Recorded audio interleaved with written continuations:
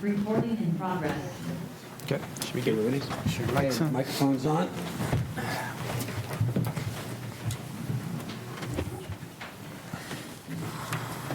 Evening, everybody. This is the March 26, 2025 meeting of the Project Review Board.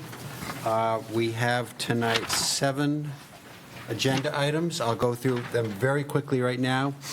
Freeport Sewer District, second meeting for site plan review and submission of a second phase. 3 shoreland restoration permits. Brian Brickford from Maine Golf, which is a reconfiguration of a conceptual plan for driving range, and a subdivision, Seagree Drive subdivision, which we have been involved with before. And before I turn it over to Kyle for an information exchange, I want to thank Jim Monteleone, who's been with us for 3 years. This is the end of his term, and thank you for your good work and friendship. Pleasure. Pleasure.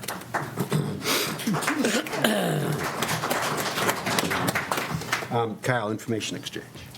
Sure. So first item here, update on the comp plan.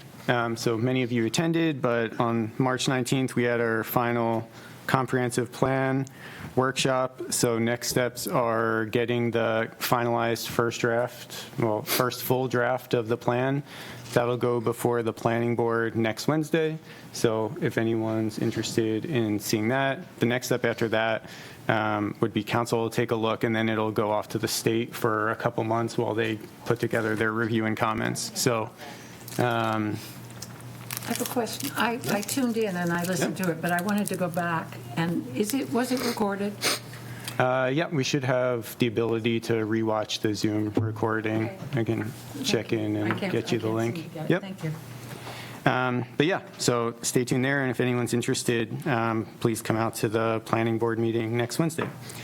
Update on topics reviewed by the planning board. So outside of comp plan work, which has taken up most of the planning board's agenda time the last several months, we've had a couple smaller ordinance amendments. There was a zoning amendment for regarding manufactured housing. It was to bring us into compliance with state law, basically allowing all types of manufactured housing anywhere that single-family homes are allowed.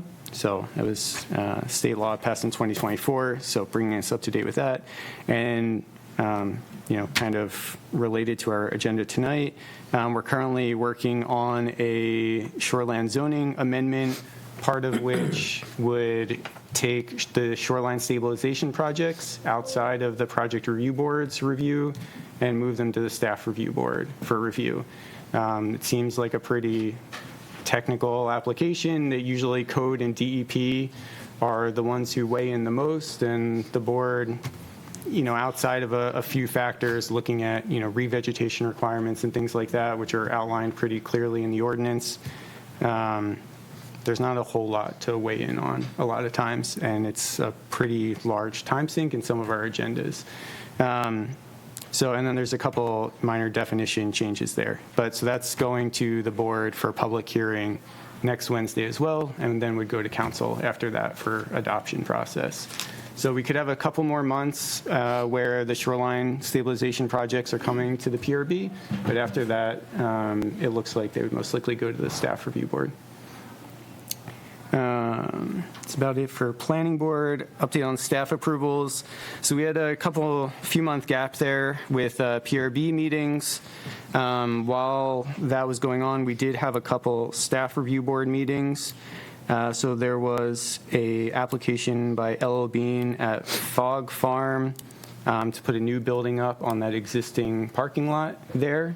So it wasn't an expansion of the impervious area, which is why that went to the staff review board, but it's continuing their same educational facility use there, just with a new building. And then we had 2 applications recently that went to a board meeting. The Harrisseekit Inn adding a deck in their rear courtyard area, and at 8 Varney Road, Fine Lines Construction, new location. They're doing some facade improvements to the building and some parking improvements and adding some landscaping. So that also went to the staff review board. And then we've had a few at the town planner staff level. We've had a few sign replacements downtown. So the new Ben & Jerry's location where formerly Johnny Rockets was, and Liberty Graphics going in where Eastern Mountain Sports was. Both of those were kind of a one-for-one replacement of the signs in those areas. All right, for new assistant planner. So I guess 3.5 weeks ago, we got a new assistant planner, Jessica Chadbourne. So it's been great. She's not here this evening, but she'll most likely be attending next month's board meeting. She's already starting to work on some applications for PRB review. So in the upcoming months, you'll start seeing her present on some of the smaller applications that come before the board, some shoreline stabilization, design review, those sorts of things. So great to have Jess. And then attached in your packets was the 2025 PRB meeting schedule. Since we haven't met the last couple of months, this is just coming out. So we're kind of maintaining our usual meeting on the third Wednesday with the submission deadline being 3 weeks before that. But yeah, that's really just for reference. And if anything needs to change going forward, though, for some reason, we'll edit that at the time. That's it. Thanks, Kyle. Next item is review and approval of the minutes from the November 20 PRB meeting. Any additions? I just had one little fix on that. It was on page 2. It's item number 4 at the top, the reference to the golf. It's not the school's golf course. It should be Maine Golf Center. Okay, thanks. Good, Sharon? Any other changes? Motion to accept the minutes of the November 20 meeting as presented with that one change. Second? Second. All in favor? We're all here, so there's no roll call vote. Great. Kyle, also, I want to thank you for the new and improved staff report, the graphics, I think, the location map and the aerials help. Yep, great. First item is the Freeport Sewer District. The Sewer District was here last July for first presentation. We then had a site walk in August. They now have a revised plan that includes their second phase. And is there someone here from the Sewer District?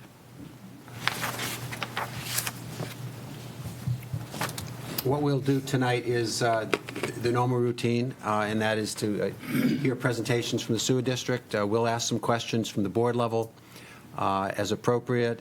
We'll entertain public comment as we do for all agenda items. And then we'll, one possibility is that we'll want to have a site walk. We can have that discussion. And we also have the opportunity to approve the project if we get that far. Thanks. Well, good evening. Thanks, Chairman Reike and members of the Project Review Board. I'm Sarah Randall. I'm the General Manager of the Freeport Sewer District. And on behalf of the district, we are pleased to submit to you tonight our updated plans for improving and upgrading Freeport's aging wastewater treatment facility. We heard your feedback from the last meeting, and we've made several important changes.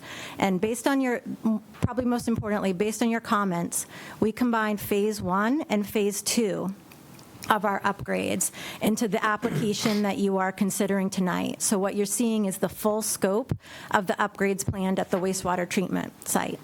We've also assessed the historical impact of our upgrades and improvements by conducting an archaeological dig and a historical architecture study. We conducted a traffic study. We did an assessment to make sure that the fire trucks can be accommodated. And we surveyed individual trees to determine which of them will remain to be part of the vegetative buffer. We're looking forward to beginning to build the upgrades so we can continue to effectively treat the town's wastewater while preparing the sewer district to serve the needs of their community into the future. And with that, I'm going to hand it over to Megan McDevitt, who is the project manager for our upgrades, and she is with the firm Woodard & Curran. Oh, geez, I'm sorry. It's okay. I can handle it. Megan, you want to give us your intro as well? I can give it after. Okay, fine.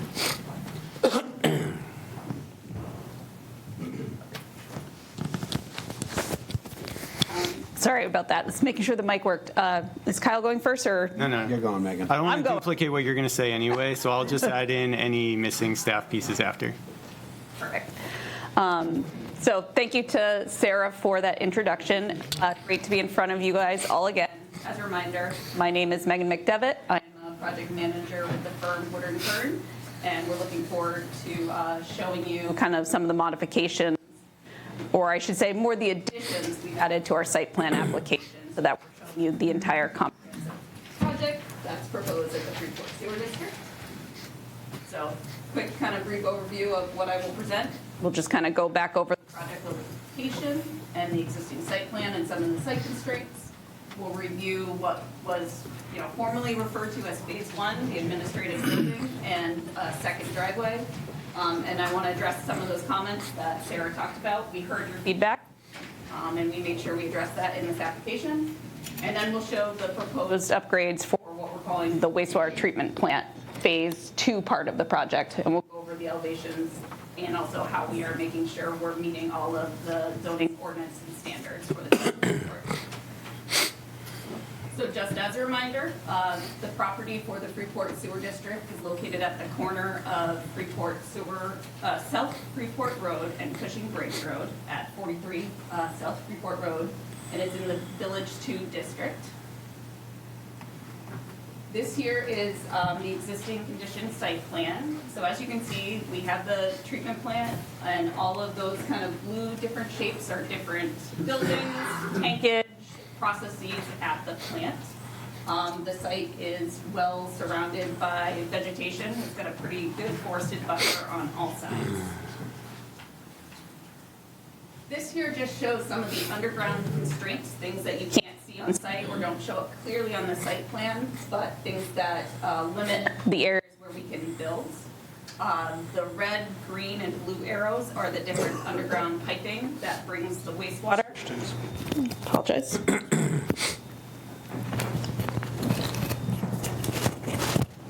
Test, can you guys still hear me? Good, okay. So the lines are the different underground pipes that bring wastewater into the plant and then bring it throughout the plant to the different process areas. And then the blue line down here at the bottom is the treated effluent that leaves the plant and eventually discharges to the Harrisee. Also on site, we have kind of between South Freeport Road and the developed area of the site is a wetlands. It's actually a vernal pool that has been verified. It is not a vernal pool of special significance, and that has been reviewed and confirmed by Maine DEP. But these are some of the underground things that restrict where we can build and grow and expand on the site or implement some of these upgrades. So this is the plan that was presented back in July. This is what we're kind of calling our Phase 1 upgrades. It is a new 3,330 square foot administrative building. It contains offices, conference and training space, laboratories, locker rooms, and things of that nature. The IT department kind of space and all that inside there. There will be a new second access drive from the plant out onto South Freeport Road. The intent is for this driveway to really be used by those who are using the administration and laboratory building.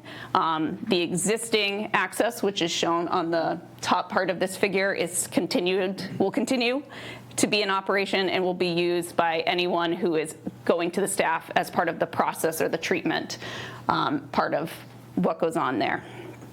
As part of these upgrades, we will be providing stormwater management and making sure that we manage our flows so we're not increasing our peak runoff, and we're also providing water quality treatment for all new impervious areas.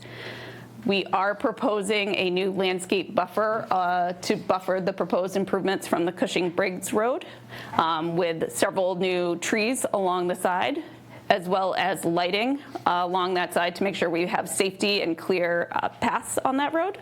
All lighting will be full cutoff, meet dark sky requirements. It will all shine down. We have done photometrics to show that the lighting will not exceed 0-foot candles at the property lines. So this is the elevation. Again, the proposed admin building is a single-story wood frame structure with fiber cement siding and gable roof, asphalt shingles. And this is kind of just the same overview as what we showed last time. So no changes have been made to the admin building from what we had previously shown. So with respect to the feedback we heard when we presented this in July, as well as when we did the site walk in August, there was some questions about having a traffic assessment. So we did consult with a traffic engineer and had an assessment done. The traffic engineer went and did field measurements and verified that the proposed driveway meets and exceeds all of the site distance standards in the town's ordinance. There was also research on South Freeport Road to determine if there were any high crash locations, and it was determined there was no high crash locations based on data from Maine DOT within about a 1.5 mile stretch. So from Pine Street to Porter's Landing, nothing on South Freeport Road is classified as a high crash location. So the assessment or the recommendation of the traffic engineer is that this second driveway meets the standards and would not impose any additional adverse impact on traffic in this area. Another thing we heard during the site walk was there were some questions about the width of the road and can vehicles make the turns or could radiuses be adjusted, meaning the turn in there. We worked with the chief of the fire department to get a template of what their largest fire vehicle was, and what we did is called a turning template, as you can see on the screen right there, and that shows that the vehicle can make the turn into the site so that we have a second access for emergency purposes, and that we pretty much will use the full area that we need for the vehicle to make that turn in.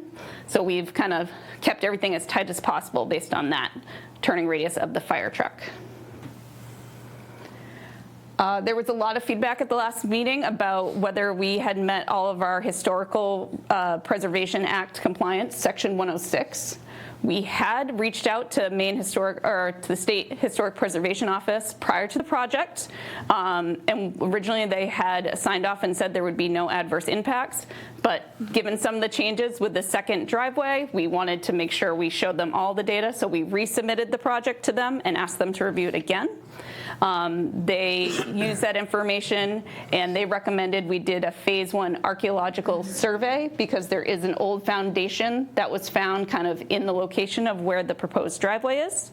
So we worked with a firm. They came out and did an archaeological dig, and as a result came to the conclusion that the foundation is unlikely to meet any of the criteria to be considered on the National Register. We also worked with a historian architect to come and review the site as well to see if the treatment plan itself would be considered or if any of the proposed improvements would have an adverse impact on the Harrisika Historical District, which the project is located in. And the results of that survey by the historic architect was that it would not have an adverse impact on the Harrisika Historic District.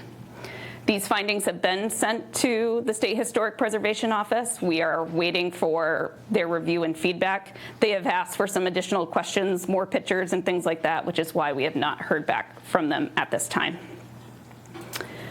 And finally, the last thing we did hear about was the buffering and making sure that there was adequate buffering and trying to understand from the site walk what trees would or would not be removed. So we did have all of the trees kind of in the general area of the proposed driveway resurveyed, as well as the trees that were between the driveway and Cushing Briggs there, so that we could clearly indicate on our plans which trees would be removed. And then also show here in these dark dots which trees remain on site. So that was one thing that we did on our plans to make sure we addressed that comment and clearly showed that there will be quite a bit of additional vegetation to help buffer these proposed improvements from the adjacent properties. And I will note that right here, these lines, I don't know if my mouse is showing up very well, so I apologize.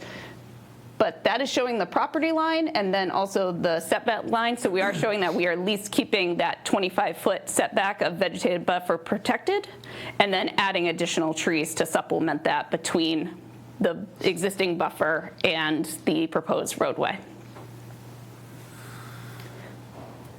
So those are the comments that we heard, the feedback we heard from the board that we wanted to make sure we addressed as part of this submission. The other big thing we heard is that you would like to see the whole project and not see it just in pieces. So we wanted to include what we're calling the second phase of the project. In reality, it most likely will all get constructed at the same time. But the upgrades that are included on the second phase or as part of the wastewater treatment facility are really process-related upgrades, and there's a few different things that are going to happen. First off, down here, we have what we're calling a filter building. It is actually an existing tank that currently has chlorine in it that's used to disinfect the effluent.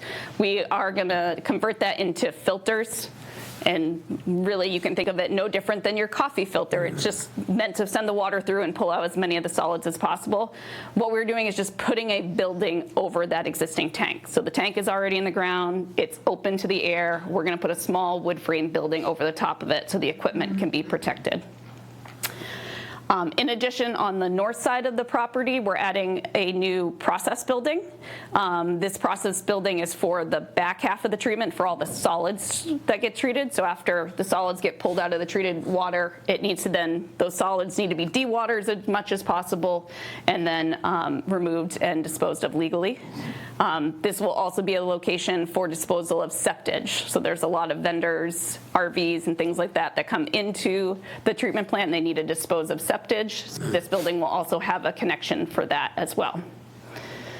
Just adjacent to it is what we're calling sludge storage tanks. So again, all of the solids that come out of the treatment process, they go somewhere, and we need a spot for them to sit and kind of settle before they go into the process building. So again, these are below grade tanks.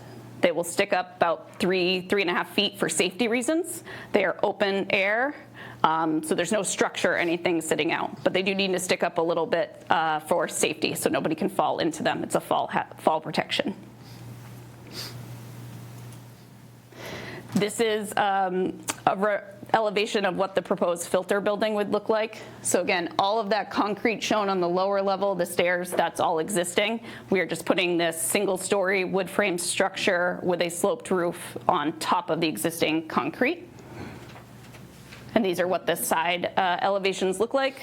We're proposing a monoslope roof here so that we can get our stormwater treatment and use roof drip edge BMPs on the backside. This is the proposed process building that's going to be located on the north part of the site. This we are proposing to be a pre-engineered metal building because it needs to be big and open and have a lot of space in it. Again, single slope roof with everything going to the back so we can use the roof line drip edge BMPs to meet our stormwater treatment standards. And this is an elevation to show what those sludge storage tanks will look like. For anyone who did attend the site walk, we showed some tanks that were currently on the site. It's very similar to what those ones look like then. 3.5 foot concrete walls that will stick out, a couple railings where stairs are needed for fall protection.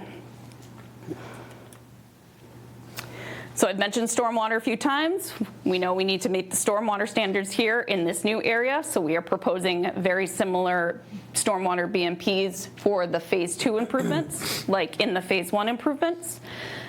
We will have roof line drip edges all around the proposed buildings that have roofs, and then any of the additional impervious area, like a little bit of the additional driveway or the walkways, will go to a under-drained soil filter where it will receive its detention to make sure we don't increase peak runoff rates, as well as the treatment so that we provide the water quality. We have done all the modeling for this and showed that we are not exceeding any of those peak development rates during the 2, 10, or 25-year storm events. Below, we just have a summary. As you can see, the existing site is about 3 acres of developed area. As a result of the phase 1 and phase 2 improvements, it adds about an acre of developed space, but only about half an acre of impervious area. And then finally, just showing that we have the ability to provide utilities to these new buildings. The building has a way to get sewer since we are at the plant, so that is easy. It will tie into the sludge storage tanks. Water will come from the plant water, so the water that's used at the plant itself will provide water to the equipment within these buildings, and then we will have underground power and communications.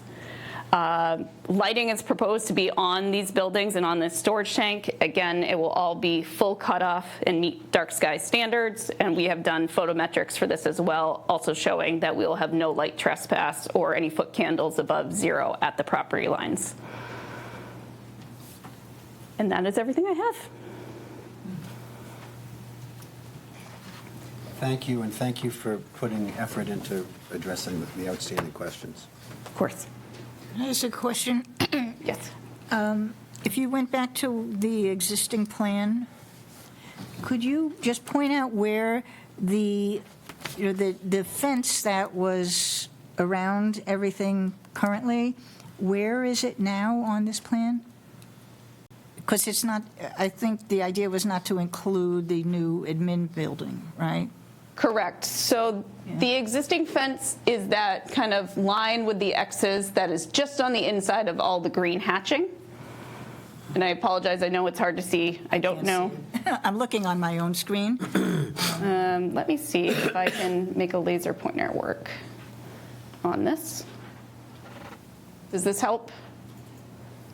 Kind of see this line that I'm following here? I was wondering where it is, that on the left side of that area, between where the new building is going to be. And All right.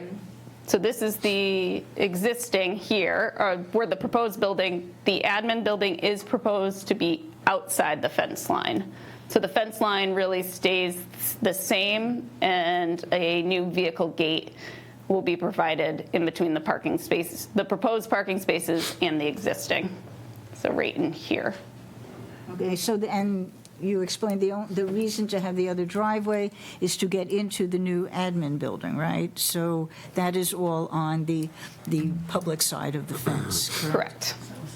Correct. Okay, and then the building exit from the admin building to the other side of the fence, the inside of the fence, to get to the other stuff, is that what they have to do if they're in that admin building? There's a Yes. door in the back there? Yep. There is doors on either side of the admin building proposed, so on the gable ends of the building as well as in the front. And we do have a walkway with a gate in the fence there that could be accessible by the operations staff, so they can go back and forth. We also anticipate the vehicle gate will be open most times while the facility is in operation and while the individuals are there. And the existing driveway is still going to stay, and it's going to go to the same place that it does now, but that will all be apart from the admin building? Correct. The existing driveway will stay. It will continue to be used by delivery vehicles, the vehicles that are coming to haul the solids away, any of the operators who are using the site who will be, most of their time will be spent through these different process areas. They will be using that, whereas the administrative staff will be using this driveway, as they will be mostly in the admin building. Thank you.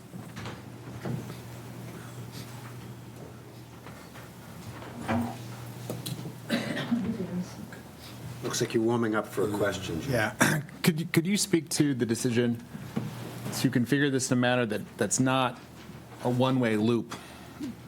We've got two-way roads on both sides rather than kind of forming it as a loop. Why did you design it that way?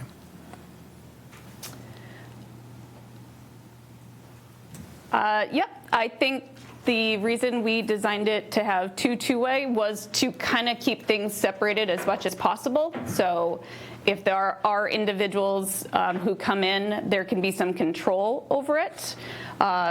For example, sometimes while at the plant, an RV may just show up and drive in the site and drive around until they can find an individual and ask, hey, can I dispose of septage here? And these individuals who may come just start walking around and go into any buildings. The thought being having a separate kind of public facing would allow someone to come up, park, go into the admin building and ask somebody and say, I would, I have a question or I have a need. Should the district decide they can't provide the support that or the service that individual or individuals need, they wanted to be a way to have them to leave without having to drive through the facility. So the intent was for anyone using the public, they may not need to go into the facility, so we didn't want them to have either only go in and they have to exit through the facility or have to come through the facility to get to the admin building. You indicated that during the operating hours, those fences are going to be open anyway, right? They can be, yes. Yeah. They can be or they will be? They will be if needed be. They can be closed. I think the district is still determining exactly how that will all work. Could another aspect that stands out about this is that the road, kind of the new side that's being presented is actually wider than the two-way road that exists on the other side. Why is that width necessary? Because it is a two-way road, we're trying to meet the minimum standards of the zoning ordinance, which I believe is 20 feet for a two-way road. I think it's 22 feet. 22. I think is what you proposed. So yeah, I imagine the northern driveway is less than that. It's probably a non-conforming issue at this point and was around before that standard. Understood.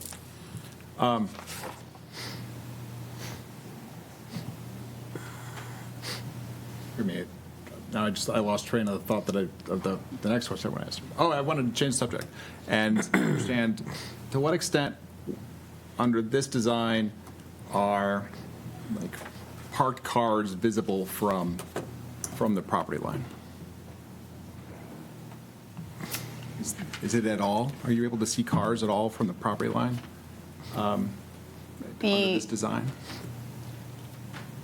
The intent would be to minimize or to match what's currently there. So if you go out to the site right now, this time of year, you can see from Cushing Brigg right into the whole site.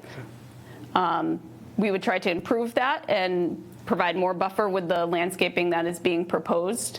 From this site, you will not be able to see the cars parked from South Freeport Road. Those will be visually buffered between the building and the depth from which they are away from that.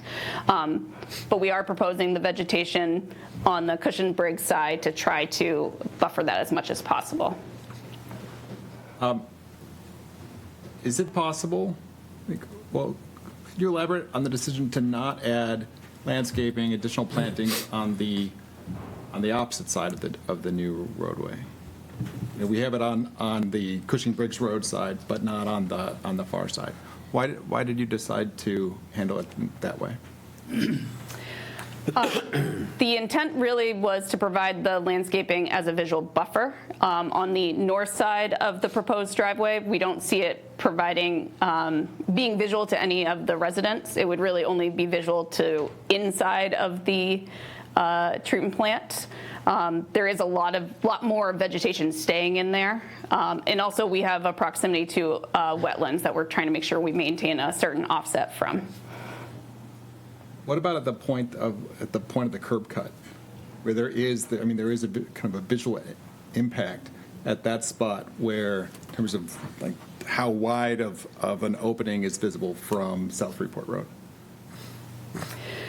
Yeah, I believe right now the clearing in order to construct, the road is 22, the clearing will be probably somewhere in the 40-foot range in order to grade and provide the drainage that's needed. However, similar to the existing road, over time we believe all that vegetation will start to kind of grow itself in, and it will more mimic what the existing road is and be really just the width of the roadway itself. So there will be a 40-foot kind of view corridor down that access road when it's first constructed. So then what's the timeline of when some of the landscape plan that's shown on the screen, when that gets installed? The landscaping will get installed once the site has been stabilized. So once the road has been installed, and then it can be stabilized. And exact timing will be dependent on the contractor and the time of year, as we want to make sure they install it during growth season, so that the vegetation takes and is thriving. Understood. So is that after phase two, like after total completion or after phase? Phase one. So as soon as the driveway and the area around the driveway and the building are stable, then the vegetation will go in, separate from the phase two improvements on the backside of the site. Okay, thank you. I have a question. The dark green trees, are those, can we presume those are evergreens, not deciduous? So they will provide screening year-round? I believe so. I cannot remember off the top of my head what we have on our landscape plan. I think they're firs on the plan. Firs? I'm pulling it up right now, so I can, And when we did our walk, I remember walking the path that would be the road, and there was vegetation heading north.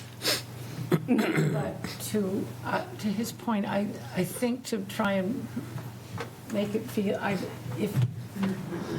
I'm wondering, again, if you considered adding some trees on the other side, just so that it doesn't look like, okay, we did our job, we put our buffer here, and now the rest is just up for view. That's one point. And the other is, in the report, it said that there are 6 full-time staff and 3 operators, and 1 more is going to be hired on, that's 10.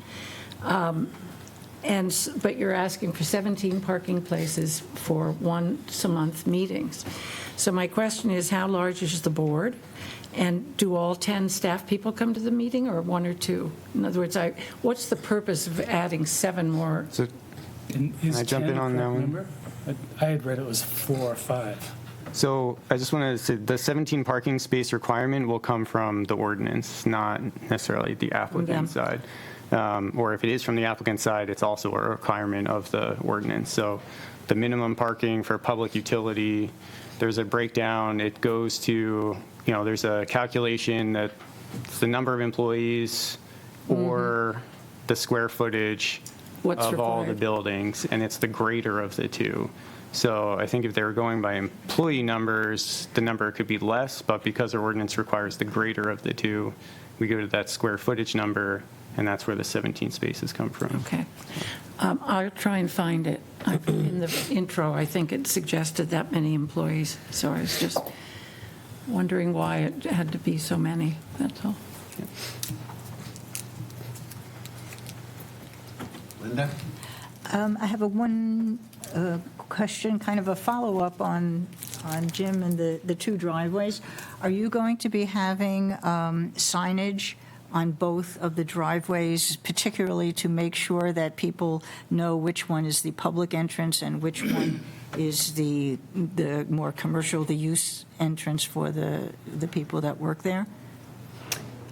As of this moment, no additional signage is proposed beyond what is currently out there, which is a sign that's kind of tucked back at the existing driveway. So you're adding a new driveway that I would assume, because you're saying you want people, the public, to come in on the Cushing's Bridge side of it, that you would, I'm just saying I would like to see a sign there. I don't know if this is part of our purview in this location. Do we have the ability to look at and agree with the signage as we do in the design district? But the question, if you're going to put one there, depending on its size and where it's located, it needs to be not only so the public, people coming in, can see where they're going and know which one to go in, but to leave the building, it's a curve in the road there. So depending on where you place it, you're going to need it to be positioned so it's not affecting anyone's sight lines leaving the facility. So I think that should be something we should know about. Yeah, there's no necessarily requirement. If the board wants to look at asking for kind of directional signage like that under some sort of like access criteria, say they think it kind of fits in with the overall vehicular access, then it's potentially like, if the board was looking at making a decision, you could condition something like that, some small directional signage be added to the driveways to indicate something like that. But yeah, there's no strict requirement to have to label the public versus, employee driveway or anything like that. I'm not really talking about the requirement Right. of how it's labeled. I'm saying that we do have the ability in the design review in the downtown district to look at signage. And Typically looking at signage that's proposed, though, not the board asking for additional signage. So yeah, the board always has the option to look at and review signage that's being proposed, right? It's one of your site plan criteria in 602 is to always review any proposed signage, that it meets the, dimensions and standards of the sign ordinance. And then typically an applicant would follow up with code to get a sign permit afterwards. But that doesn't really bring into play the board asking someone to put in additional signage that they weren't already going to propose. May I add, in the district's working with the abutters and informing them of the proposed improvements and trying to understand what things we can do, like vegetated buffering, to help make it work with our abutters. The feedback we did receive was there was not a preference. No sign was really wanted. They didn't want the additional signage on the site. So that's why none was proposed, out of respect for the abutting property owners. Fred? Okay. Yeah, Megan, thank you. We know this is an important project. There's 13 different criterion in section 602 we need to make a decision on. Referring back to notes from the July meeting, I think Jason at the time brought up section B, which is, and I'll read it, relation of proposed buildings to the environment, building design, layout, encourage safety, including fire protection. Proposed structures are related harmoniously to the terrain and to the existing buildings and land. Visual compatibility emphasized, special attention to scale or mass, height and bulk, proportions of the proposed buildings, natures of the open space around the buildings, and to the design of the buildings, et cetera. And I think Jason had brought up concerns with the design of the administrative building during that July meeting. It was referenced in the notes. I don't see that there's been any changes to the layout of the administrative building, but just want to make sure I'm following it correctly. Correct. No changes are proposed to the layout or the elevations of the building at this time. I could more specifically add comments on that subject if you'd like. I think there are a couple things that are not making it harmonize. One of them is that the eave line above the grade is approximately 10 feet, which, given the single-story, relatively small stature of the building, seems high.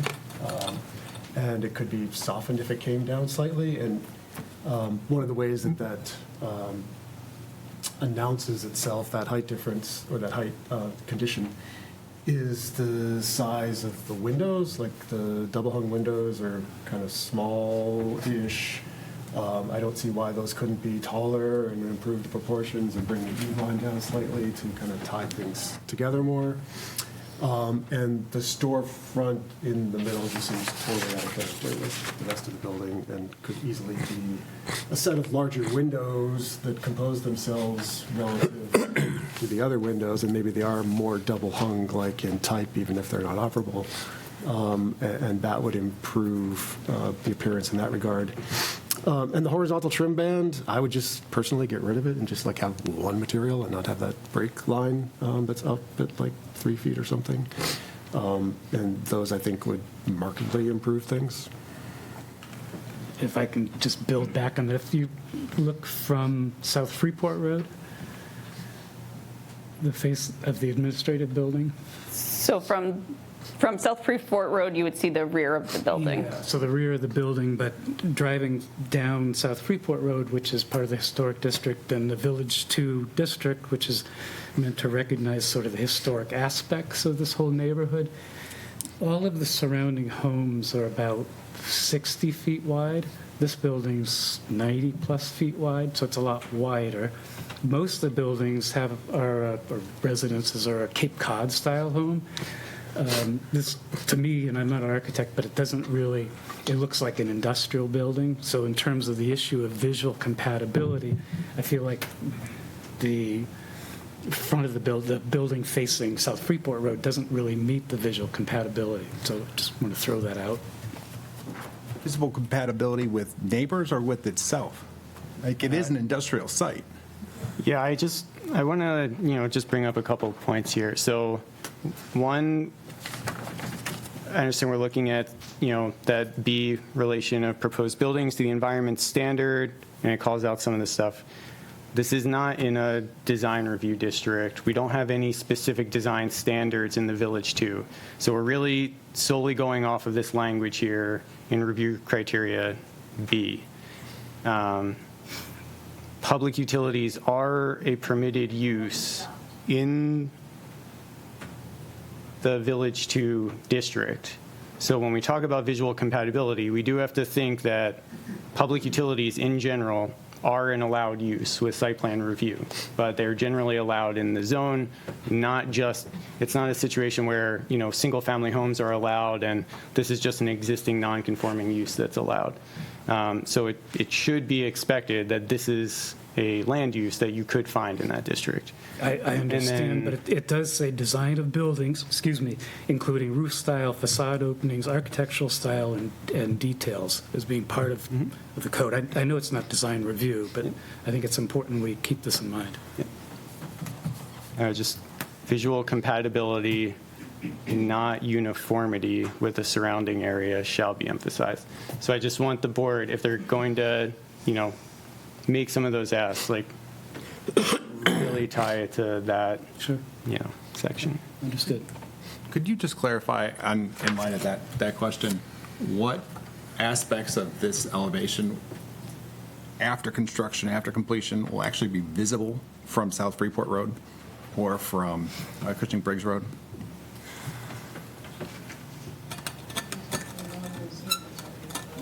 So hopefully very little when the vegetation gets its full maturity and provides in, but this west, and I apologize, I'm using my mouse and realizing it's not showing on the screen, but this west elevation here would be the end facing Cushing Briggs Road. And the hope with all of this vegetation and the fact that the road takes kind of a hard turn in there is that very little will be visible from South Freeport Road as you're driving south to north or north to south. Will you be able to see the top of the roof? No, I do not believe you will be. Will you be able to see how wide the building is from South Freeport Road? Potentially during certain times of the year when there's less vegetation. During the summer with full vegetation, I don't expect you'll be able to see the full building. Is the building inconsistent with other buildings that are on the property? Like, is it dramatically different than other buildings you have on the site? It is similar to the new building, the filter building that we're proposing. The existing buildings on the site, for example, right in this area is the Headworks that does have a gable roof with shingles. The control building is much older and more industrial, is CMU block, but does have a pitched roof to it as well. Thank you. To break up the length and the feeling of a big block there, are you considering doing some landscaping to soften the edges so it doesn't look like a big trailer? In other words, if you artfully place some deciduous and/or evergreen trees either on the Freeport side and on this end to just soften the curve of the straight line of that building, and that might go a long way to providing more buffer for the people going back and forth. Just a thought.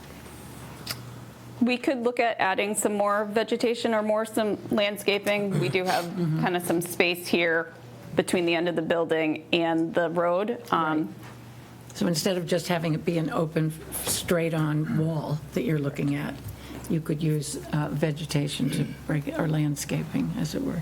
We could definitely look at that. We'd want to make sure that it would be more lower vegetation so that it doesn't impede any of the sight distances on the access drive itself, but it could break up the building a little bit. Yeah.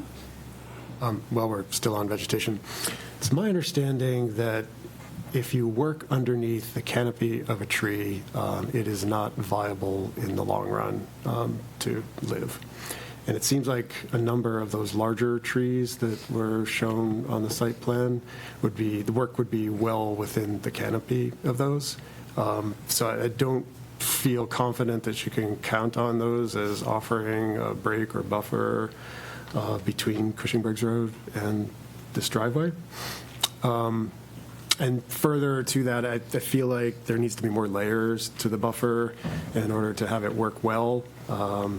Concentrating towards the building is probably more where that would be most effective. But I feel like what's shown here on the plan currently, I'm looking at Jim's screen, is just not there yet for the amount of landscaping that should be there to do a good buffering job. Understood. I just have one question. Although I always say that, end up with more. But on the existing driveway and the proposed driveway, what is the lighting on the existing driveway currently and what's proposed on the new driveway? Or is there perhaps new lighting proposed on the new entrance, on the old driveway as well? No additional improvements are proposed on the existing driveway. The new lighting on the proposed secondary driveway is pole-mounted short lights. They are setting on the Cushing Briggs side, facing away, so facing towards the building and inside of the site. So kind of tucked in with this vegetation is the proposed pole-mounted lights. And they'll be on pole-mounted, I'm sorry, how high? Pole-mounted? I will have to 30 double feet, check. 20 feet? No, lower, 8 feet? like in the 10 foot range. Okay. And then, and those would be on all day, all night? They would be on photometric cells, so they would come on when the dust comes in, and then they'd be on timers to go off after certain hours, so that they would not be on all night. Okay. Okay, and you're not proposing, and so that's the roadway that wouldn't be used. That's not the working roadway. The working driveway is the other driveway, Correct. which has no lighting. Correct. Okay. Linda? I want to move on to a different situation here. Is the building, the new admin building, there were a few comments that were made by, I guess, by public, or actually I shouldn't say that, by the people involved with this. We're talking about the need to redo this for, one of the reasons was for ADA compliance.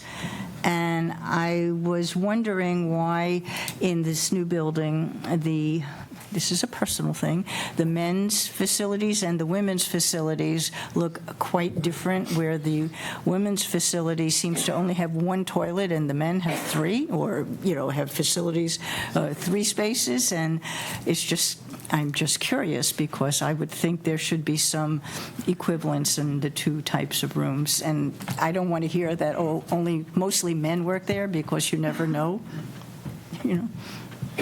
That's beyond our purview. Find a. All right, I thought it was in some of the other things. I thought it was in there. I'd take it back. I still find it curious. Any other questions from the board? I have one more item. So the driveway has a utility pole within several feet of the end of the driveway. It was mentioned by Goral Palmer in their comments, and I believe that there was another comment back saying that the utility pole is going to remain. It seems like that and its placement in relation to the driveway on the curvature with Cushing Briggs Road being close, there are confounding elements to a level of safety there, especially with the utility pole being an obstruction to sightlines. So it does not seem like the optimal place to turn the driveway out onto the road. Have you studied other ways to do that and avoid that obstacle? And I guess now that we know that there are RVs moving through there, that also complicates things. The driveway, we can't move the driveway south because we have to be a certain distance per the ordinance away from an intersection, Cushing-Spriggs, and we didn't want to move the driveway north because of things like the utility pole, as well as getting into those wetlands and that vernal pool there. And also, in order to keep the admin building where it is and go around the vernal pool, the driveway would have to go quite a bit far north, which would require even more clearing and stuff like that. So we were trying to keep it as straight as possible to minimize the clearing and the view corridor. Yeah, I see from an engineering standpoint that makes sense, but I think if you put yourself on the ground there, it's not a great situation. I think you could and should look at bending it around, even if it makes it longer. It actually will help with buffering and the straight effect of the road going down into the site. And still, if you can make all the turns work and the radius with the fire truck and things like that, it would solve, I think, a number of problems at one time. We did have the traffic engineer out there, and we staked the driveway and measured it, and they confirmed sight worked, and sight lines and distances worked, and the utility pole was not a conflict. I totally disagree. Maybe the sight lines work on measurements, but if you put yourself in there in reality, I have concerns about that. At the last meeting, I asked if you had considered widening the current driveway and running the road to the new administration building using that driveway and come down, there. And just eliminate the need of putting in this secondary road by taking the existing road and either make it wider, or you could put an island down the middle, something that suggests if you want to go to the administration, you go here. And you could avoid the vernal pool and avoid the addition of a second driveway.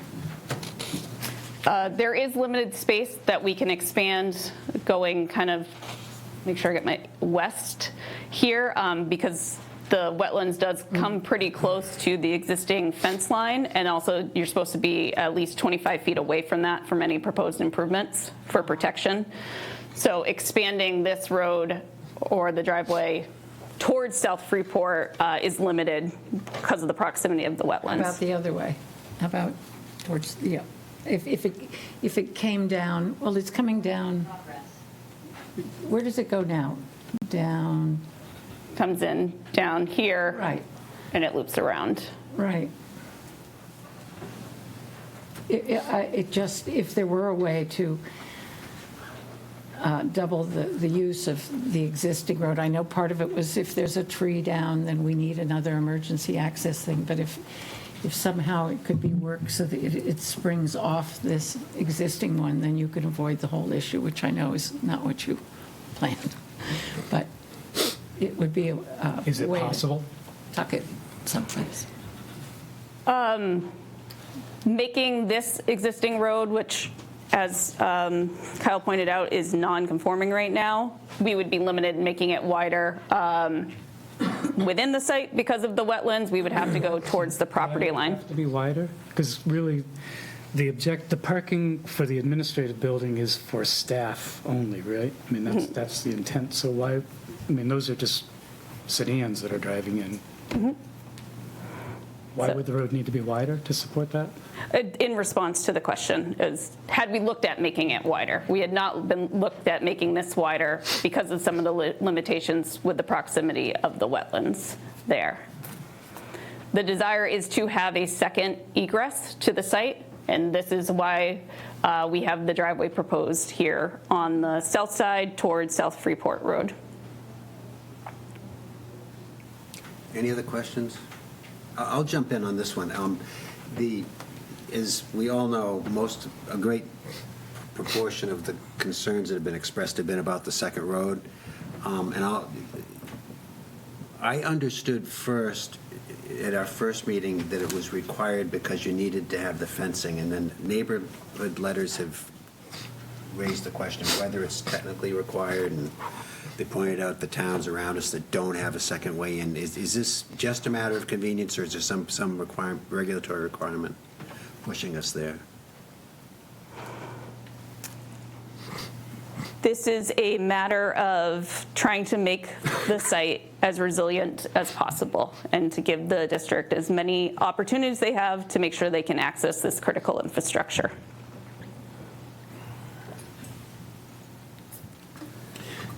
Can you go back to the site, to the plan that shows, yeah, there you go. I still, I don't, this road is a much bigger event than the other driveway. You know, it's wider, it's lit, the other one isn't lit. I don't quite see the need for it to have gone to that extent. Why wouldn't we try to minimize, if it's going to be a second way, why wouldn't we have done everything we can to minimize it? We are trying to keep the amount of clearing as tight as possible. We have added the vegetation, but we also are trying to make sure we're meeting and complying with all of the town standards. And we did meet with our property abutters to make sure we put it in a connection of where it best would be received by the abutting properties, hence why it's not coming out onto Cushing Briggs Road. So we are trying to do everything we can to try to keep this as minimized as possible. Is there an ordinance requirement that you light the road? There's no ordinance requirement. I would say the lighting that they've proposed meets the ordinance as far as not adding too much lighting or creating an issue at a property line or anything like that. And it's the style of lighting that would be required under the ordinance, but we don't have a requirement to light in general. Thanks. Any other questions from the board before we? I'll just add on while we're talking about access, we did get one staff comment kind of after the fact. The applicant mentioned reaching out to our fire department and looking at the turning radiuses. So just to build off of that, our fire chief did send a comment yesterday. So after all the application materials, so I'll just read that out. This is Bob Bernard, fire chief. I've done a site walk and reviewed the plans for this two-phase project. The secondary road that they're requesting would help with access during an emergency. I've provided information about the turning radius of the new ladder truck. I do not see any fire or life safety concerns at this time. So just from an emergency access point of view, just to add that in there. Kyle, by chance, were there any issues about access from fire before with the one driveway? They can really get into that or speak to that. I know in general, after reviewing enough of these, fire usually prefers more access to less. So I would imagine from their standpoint, like the applicant having multiple access points in the case that one was to fail for whatever reason would be viewed as a positive. But of course, that's looking through the specific lens of emergency access. So. Any other board questions? But we'll come back to the board before open up to public comment. I'm just curious, were we going to go back to Kyle and have him? So I can fill in a couple extra things. I think most of it's probably been covered at this point in between the staff report. I'll add on we did send this for our peer review engineer. They gave initial comment largely on stormwater. The applicant provided a response. We sent that back. We did late get a follow-up comment from our peer review engineer that had a couple comments relating to minor grading changes and I think an outlet. If the board were in a position where they were ready to make a decision, I think those things are things that could be worked out through a condition of approval. It's that level of comment, changing an outlet location or adding a cross-section detail of the grading along the driveway. But in general, the stormwater comments were addressed in the follow-up submission. Jason, you pointed out that comment about the site distance that was mentioned. I would say that our normal peer review engineer, they did have a traffic person within Goral Palmer look at it as well. So there was no specific site distance comment from the traffic engineer. There was that comment kind of questioning the location of the utility pole regarding the site distance. But at the same time, there wasn't a recommendation necessarily to change anything there, or that the site distance was calculated incorrectly in the application. So if the board wanted more information there or to verify something, I think that's fine, but there was no specific staff recommendation on that topic to necessarily change something. Outside of that, I think everything's pretty much been covered. Really, with a lot of the conversation I think the board's been having, it's going to fall on those review criteria in the site plan ordinance. A lot of these topics, we don't have specific performance standards around. So as far as specific prescriptive buffering standards for this site to neighboring sites, we don't have anything that spells out exactly what needs to be required, like a certain width of buffering. For building design standards, we don't have building design standards here. For when we're talking about the number of access points, we don't have a standard in the Village 2 that requires, only or even prefers one access point versus two. So I just want to, as we continue forward with the discussion, we're really going to be looking at the wording in those 602 review criteria, because unlike other zoning districts where some of those topics are addressed specifically, it's not as clearly called out here. So it's more up to kind of the board's discretion with how they read those review criteria. Thanks, Kyle. Can I ask, in my question about the sight lines coming out of that the new driveway, I'm just looking at the report and the response to the, I guess it's, to the peer review. And there was this discussion on here on site distance assessments, and I assume that's talking out along the roads, but I think it should, I don't have that in front of me, what exactly they wrote and what the specific requirement would be. I'm still very concerned about the site distance from someone leaving the facility, and I'm not sure that that is not implied in this little paragraph, or if there are other paragraphs, but this is the only one that I see here that was part of that peer review document. I think it's important because of where this is located on South Freeport Road. I go on there a lot, and there are lots of people walking, people with dogs, bicycles, as well as cars up and down that road. And I think it's important for us to consider in the site plan. If they want to have, I would appreciate they need some sort of signage for leaving. If it, obviously, I think they should have a stop sign, but at least something, and other signs that show if people are coming in so they know they're going to slow down. And I just think it's important, and I'm sorry to say that if the neighbors don't want to have signage there, there's various people on both sides that don't want to see things and do want to see things, so I'm not sure that's 100% reason for saying you shouldn't have any signage, the in and the out of it. One gentleman did write, he's not here tonight, about cyclers, walkers, joggers, and a blind curve. The traffic study did not talk about people in anything other than cars, correct? Well, so pedestrians and cyclists would be put into that high crash. That would consider any type of accident and crash along that stretch that they considered there. So they looked at that DOT data. It was determined not to be a high crash location along that stretch of road.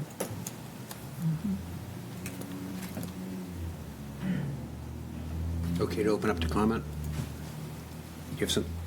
So if it's okay with the board, I'd propose we do the following, because we have a lot of people here tonight, and that would be to limit public comment, as we always do, and to, I would say, with a 3-minute limit, which is what we always do, and what I think is the council standard. Is that okay with the board? Yes. Yes, Do you need to turn on the counter? I can do it here. Okay. Okay, so here's what we're going to do. How to do it. We welcome public comment. We'd ask that folks strictly limit your comment to 3 minutes so you can avoid, we can avoid being rude when we have to cut you off. And if someone's already said it, let's try to be efficient. When you approach the podium, please introduce yourself, let us know where you live, and we'll welcome comments on both sides. Anyone from the public care to speak?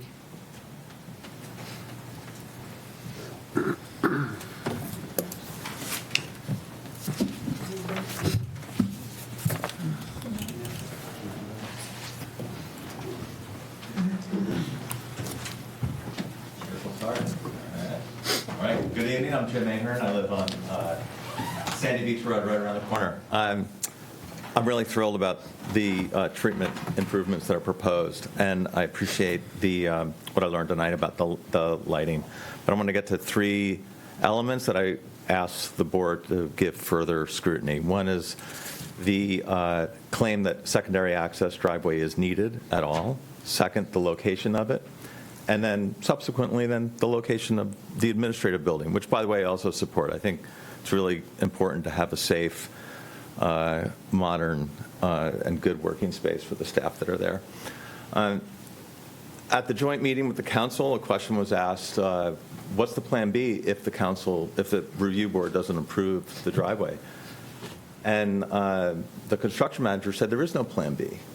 And then he went on to say that, they're out of compliance. So I question if the board is so concerned about being out of compliance with the need to maintain access, if you look at the existing driveway, the trees go right up to the existing driveway. There's canopy overhanging the driveway. There are evergreens around here, but this is all hardwood. Deciduous. You got to talk into the mic so the. All right, anyway, just point out that you could thin that and still have clear sight. Secondly, I don't know whether it's an emergency exit, but there is a gate out the back. But the district plows snow right in front of it. So, that doesn't seem to me like they're super concerned. As far as the location of it, question, does anyone know the distance curb cut to curb cut from the proposed driveway to Cushing Briggs? Not much. I think it's about 50 feet. I did the measurement before. I paced it the other day. I came up with 50 feet. Yep. Speed limit on that road is set by the state, right? I believe Maine Department of Transportation guidelines are 75 feet. Freeport might be 50. But if the Maine DOT is setting the speed limit, it seems to me that we ought to meet Maine DOT guidelines. Anyone that's lived there, you look left, you look right, you look left again, you look right. When you're pulling out of Cushing Briggs, you pull out, you look in your rearview mirror, there's a car in your bumper. If you walk, you do not walk on the other side of the street. That traffic plan, that engineer did not walk on the other side of the street. It's a blind curve. And then I'm going to come over here, but there's a lot of space over here for a building if this is the main driveway. So I do ask that you just give those elements much further scrutiny. Appreciate it. Thanks very much. I used every second you have. Anybody else? Good evening. My name is Sally Leland, and I live at 29 Cushing Briggs. I echo what Jim said, but I just wanted to add a couple of things. Regarding DOT, whichever way you go, perhaps that section of the road just could have a slower miles per hour posted. The open air tanks was kind of new to me. I knew that there were going to be tanks, but when open air tanks came up, and maybe that could be explained further. This fence line, is this the current one that's currently standing now? Yep. So I noticed that the trees that were planted, I don't know, decades ago, before my time, they're failing, and they're banded right now. They're tagged. I'd just like to know if those trees are coming down and what's being planned to go up on those trees at the back of the field off of Cushing Briggs. And in terms of the trees that you've selected, I like to garden, but an eastern hemlock, all I know is that hemlocks are destined for failure. They get this woolly white adelgid on it, and they fail. So if something is more robust that could be used as a replacement for that particular species, that might be a good thing. Thank you for your consideration. Thank you.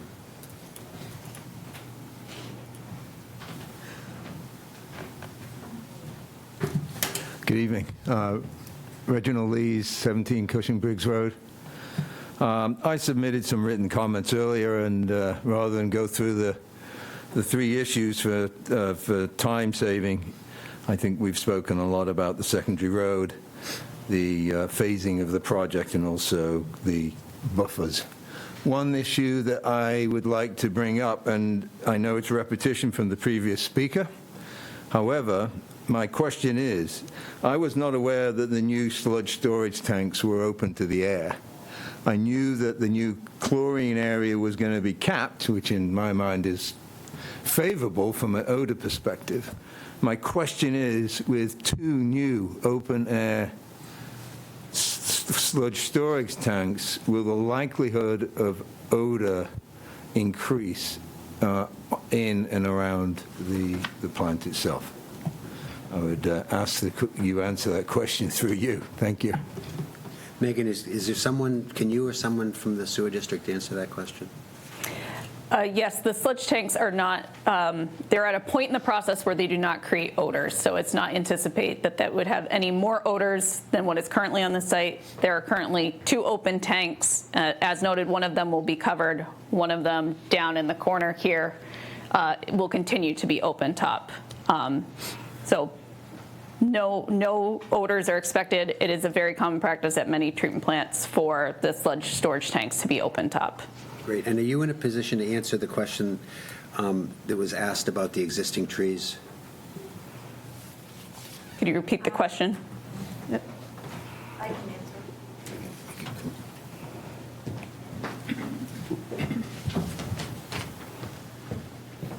Yeah, so those trees, during this process of the discussion about the secondary road and what has happened and what hasn't happened, there was a discussion about something that happened in 1999 with buffering that people thought didn't happen, and so we marked those trees for the site walk in case we got around to it when you guys came, to show you that yes, those trees in 1999 for buffering were planted, and so they were just they're not marked to come down or anything. They're just to show that they were planted. They are failing. Yeah, they were a tree that doesn't do that well in this climate. 25 years later. Will something else go up? I don't have plans for that at this point. Okay, thanks, Sarah. Good evening. Michael Ashby, Chairman of the Freeport Sewer District. I'm here tonight to respectfully urge the project board to grant the sewer district a building permit so that we may begin to work to facilitate our ability to continue to serve the wastewater needs, the ratepayers, and the citizens of Freeport. I'd like to emphasize that it's been 8 months since the district has first presented the shovel-ready upgrades to you all, and over that time, construction costs have soared. Also, I feel it's important to notice that over the last 8 months, equipment slated to be replaced throughout the upgrades has failed, leading to a sewage spill into the Harrisseek River, closing the flats, and putting Freeport fishermen out of work. I'm not here to criticize the important role that you serve in keeping Freeport the great community that it is. This being said, I think it's most would be most agreed that it seems ridiculous to ask the district schools, 200 commercial, 800 resident ratepayers to substantiate the rising construction costs for the study for the traffic impacts for the facility that employs 8 people, 6 people, excuse me. We know that there are a few people that have tried to derail these upgrades for personal reasons, but I'm not here tonight, but you are here tonight to determine if possible we fit the town ordinance. Since last July, we've, again, it's been mentioned, but we've done historical archaeological site, we've done archaeological dig, constructed traffic assessment, and then ensured that the accommodations for fire trucks. Identified trees that will stay and go. While you have the right to continue making requests to delay this once in a generation opportunity to upgrade Freeport's wastewater facility, please keep in mind that the skyrocketing costs associated with further delays are being passed on to Freeport residents and businesses. Thank you very much. Anybody else? Yes. Copy of my presentation. Thank you. I'm going to have to shorten it. This is a 3-minute timeline. Good evening. My name is Leonard Blanchett. I am the construction manager for the Freeport Sewer District, overseeing the $20 million upgrade project. Try to answer specifically some questions. Second driveway. Your ordinance 602 F1J mandates that all facilities provide access for emergency response vehicles to all buildings at all times. We don't meet that today. We've already told you earlier in the July presentation that one of the reasons we're asking for the second driveway is because the first one gets blocked during extreme weather events, particularly wet, heavy snow. And when the trees come down, driveway gets blocked, we can't get in, we can't get out. Fire department can't get in, they can't get out.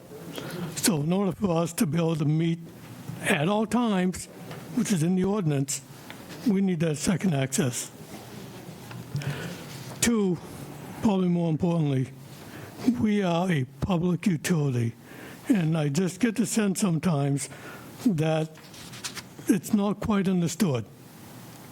We are a part of the town. We're not developers. We're not coming in to build something, make a few bucks, and then skip out of town. We are the town. We're part of the town. The town created the district. Well, better yet, they asked that it be created. And so we have a charter by the legislature, and that charter is state law. Private and special law, Chapter 60, 1947. But it is state law. And the state law gives authority to the board that developers don't have. We have rights and authorities. And it gives the trustee the sole right to determine what the district needs. State law. The other state law, I'll have to look it up because I want to be able to say correctly. Maine Revised Statute, Title 38, subsection 1037. Coordination with municipal planning. And I quote, municipal officers shall cooperate with the trustees of a sewer district during consideration of development applications that may affect the operations of the sewer district. It's not a may, it's a shall. Every aspect of this project is proper, it's reasonable, in keeping with the requirement of a public utility to plan for and execute capital improvements. The second driveway is not, oh, just nice to have. We've also noted earlier, the reason the administration building is being planned to be outside the fence is because it's a public building. We hold the board meetings there, and the board meetings are public. So Thank you. we want them to have their own access. Thanks for giving us your written comments as well. Thank you.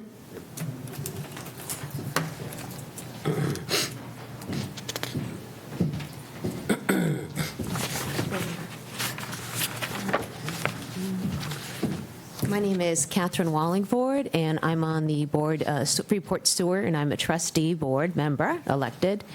A little nervous about speaking. Obviously, this all started with Leland, and rest in peace. And we were able to have a lot of money. We're able to have the opportunity to save the ratepayers $7 million with a grant. The longer this takes for us to figure out how to start this project, the at-risk that we could be losing this grant, especially in the current situation in our good old United States with how grants are disappearing. So $7.5 million. I'm not sure about you, but I don't want to put that on the ratepayers. I just don't want to. Oh, and I live on Atlantic Way. So this is I'm going into my third year right now on the board. I've learned a lot. I've met a lot of nice friends. I've met a lot of people that are my friends for years that now sometimes we are at odds, and it's very hard and very awkward, and mainly, obviously, as you know, this is a volunteer position. Am I going to go again and go for another election this coming fall? Absolutely, because I want to see this through. And truthfully, I've got more gray hair than I want to think about, but it's so important. I mean, we've just spent, I don't know how many hundreds of thousands of dollars we have this plan for our town. Now the plan's rolling out. It's not going to happen unless this sewer gets upgraded. I'm 56 years old. This sewer is 55 years old. I'm starting to run out of steam. So this is running out of steam, and when it runs out of steam, it starts to run into the water. So this is highly dramatic for me in so many ways. So I would just highly implore you to please consider how we can at least start this project. Start. Let's not lose $7.5 million. Thank you. Good job. Thank you.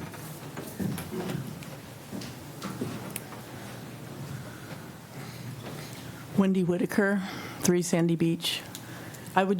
We want the expansion. I just want the board to really emphasize the buffering, because in 1999, the planning board said they gave the approval, and not exactly what you said, for a big design for landscaping, and that fell through the cracks, and then somebody just put up some trees that are dying. So we don't want that to happen again. Thank you. Thank you. Anybody else? Okay, thank you. Anyone on Zoom? No one on Zoom. Okay, thank you.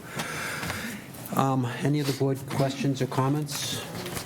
I just want to say that I'm appreciative of the work that the Sewer Commission has done, in that you went back to the drawing board, ticked off all of the areas where we had expressed concerns. I just think you worked hard to make this happen. That's all I have to say. Could I? I have a couple of thoughts to share as well, but then we also should decide whether we want to have a site walk or go to final deliberation tonight. I appreciate also all you folks have done. Everything we asked for, you've responded. You've given us a response. They weren't all exactly perhaps as far as some of us would have liked to have seen you go. I don't understand the need for the second driveway. I mean, I appreciate the need to get emergency vehicles in. I understood, and I may have misunderstood this, so if I should be straightened out, do so. I thought the administration building had to be there and had to be served by a separate driveway because of some fencing requirement. And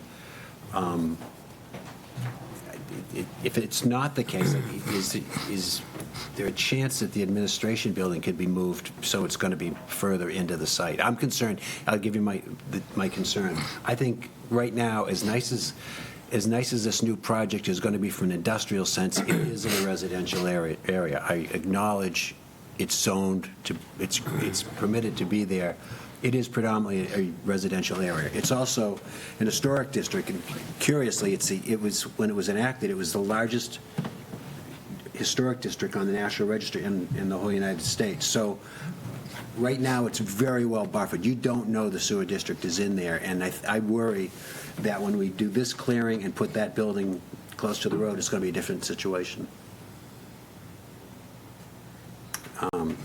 So that's anything that can be, obviously a lot of the neighbors feel the same way. Anything that can be done in your plan to shrink the impact of that second road, I think is going to make it easier for the board to approve it if it goes in that direction. Ford, could I add a comment? I'll tell you, I have some concern about the extent that our discussion is focusing on need. The showing of need is not an element in the ordinance. Right. And it's certainly, the discussion of need is different than the standard that we apply on any number of other commercial property owners that come and ask. It's like, we have a site plan, we're asking to amend that site plan with some changes. We didn't ask LO Bean to demonstrate their need to overhaul their building. We didn't ask the engineering company that was recently before us to demonstrate their need to expand, to add a second facility. If we're asking to establish need, I think that is a substantive, it's a complete separation from what the ordinance contemplates. If you take a step back from need and you look at it from the context of it currently is an industrial utility site in the middle of a historic district that is well buffered by trees. What's proposed is an industrial site that's buffered by trees. Now, if we're talking about an amendment, like asking for changes to improve that buffer, I think that's an appropriate ask. But otherwise, in terms of harmony with itself or harmony with the neighborhood in a section that has got deeper setbacks than basically any other residential house anywhere in this neighborhood, I think that's imposing a double standard that's inappropriate. With those things in mind, I think that the narrow standards that are before us on a site plan amendment are satisfied, and it would be appropriate to move forward, potentially with some requests for conditional changes about improving or maintaining certain buffer requirements. I agree. There's nothing in the ordinance that allows us to assess need in an aspect of the project. If an aspect of the project isn't in compliance with the approval standards, which buffering I think is the big one we're talking about, that's where I personally think that's where we need to weigh in. My biggest concern is the buffering. I am concerned that when you go around that curve now on South Freeport Road, you are oblivious to the fact there's an industrial site there, and I think this is going to be a different situation when it's cleared. I also note that, have you folks had a landscape architect on this project? We did, who worked with the plans. Unfortunately, they're no longer with us. So, yeah. It would be really helpful to have, in my opinion, I'd like to hear what others on the board feel, to have a landscape architect say these trees, which you're speccing with that spacing at 12 to 14 feet high, that spacing, it is going to be an effective buffer, and I'd love to see them put some buffering on the other side of the road, which would mask the potential visibility of the building from South Freeport Road. I personally would be more comfortable with the second road if that were in place. Also, we've already talked about the landscaping that was put in before that wasn't effective. And from the board perspective, it's very common that we see landscape plans that look great on paper, and then you see it after it's been planned, and you realize, well, that's going to be effective in 10 years. So if we could get that kind of feedback, I personally would be, I feel like it's a step in the right direction. Any other board members have a comment on that? I would agree with that. I also, too, am challenged with the buffering, and I think there's been a lot of good points made. And by the way, I'm not going to speak for the rest of the board, but I think they probably feel the same way. I'm very much for this project overall. I think it's just this one element that's causing the heartburn. And possibly the design of the facade of the building from the roadway. So I don't want people to misinterpret that we're anti-improvements for the wastewater treatment. I think that the buffering is important. I think also the lighting on the roadway is of concern as well. And I guess I'd feel more comfortable if we could understand some more about that. I think one of the interesting things through this whole process is a lot of different opinions. I haven't heard anybody who's against upgrading the plant, which is great. And I don't think you've got a lot of questions or pushback today in terms of some of the technical aspects of the plant. So, those questioning, are we against the upgrade? No, I think we're all in favor of the upgrade. I think the challenge is, if this facility was on Route 1, it would be a whole different conversation, which I think we were alluding to. The challenge is you're in this beautiful historic district, which is appreciated for the scenery, what a pleasant drive it is and all that. The fear that whatever decision we make will be one that people live with 50 and 75 years from now. So we want to get it right in terms of fitting within the historic district aspects. The concept to me, and I drive down South Freeport Road almost every day also, I think you're going to see the building, the administrative building, 6 months of the year when there aren't leaves up, regardless of whatever trees are there. I mean, I look today, I can see that's exactly where the building's going to be, and the way the design of the building is, if it's not buffered, will just not meet the code as far as I see. So in favor of getting to a point where we can say yes, but want to do it recognizing all the various stakeholders in our community and the history of this area. So that's kind of where I sit. Going out on a limb, I wonder if there's a way to approve Phase 2 tonight, since we have really no questions on that. It's driven by engineering. It seems to be sound. It's not contentious in any way. And allow that to percolate its way through the next steps and then come back to Phase 1 admin building buffering with fine-tuning improvements to hopefully close it off in the next round. I don't know if anybody else feels similarly or if there are pitfalls in that process, but that's one way we could work on this. We rather strenuously objected to others that have tried to break up approvals like that. And with this concern that sometimes as we experienced, it changes along the way. So I would have concern about splitting it up like that. I mean, I think to the extent that we're talking about improved density of buffering and the question about whether to include lighting or not lighting, I think these are all things that can be addressed within conditional approvals. I mean, we've had traffic engineers that have already weighed, given an opinion. I mean, it's just a question of how wide, how visible is the cutout, and to what extent these buildings are going to be visible with trees. I think a conditional approval can ensure that what's ultimately on the final plan shows an adequate density of trees that buffering is deemed to be satisfied, and we can move forward.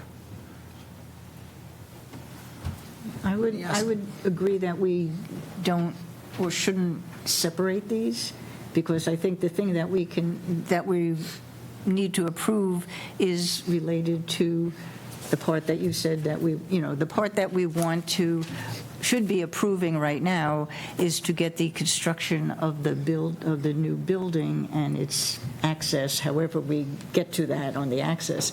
The other parts of this, the Phase 2, which we asked to get information on that, and I'm glad we did, but I don't see that we have any reason to hold on that in the first place. So to me, if we're going to do this in two pieces, we would have to say, let's get the inside of the fencing done, but that makes no sense because it's really the outside of the fencing that is the expensive thing that has to get going. So I would say doing an approval, assuming everyone would want to do that, is the way to do it tonight, not separating or splitting anything apart.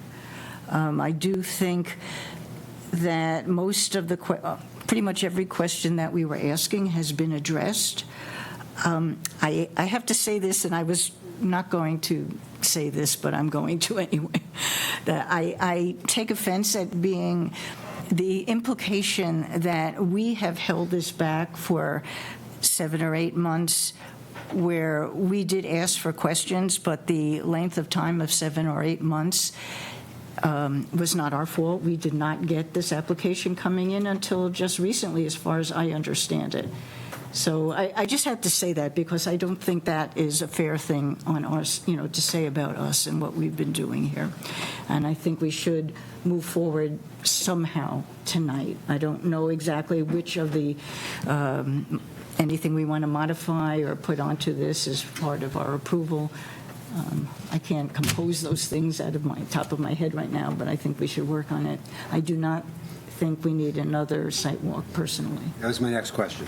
So I would say, like, following up on the last couple comments, right, the applicant did provide an architectural analysis on kind of the historic nature, right? So the finding in that, now it was done by a third party from the applicant, but it found the proposed project would have no adverse effect to the Harrisika Historic District.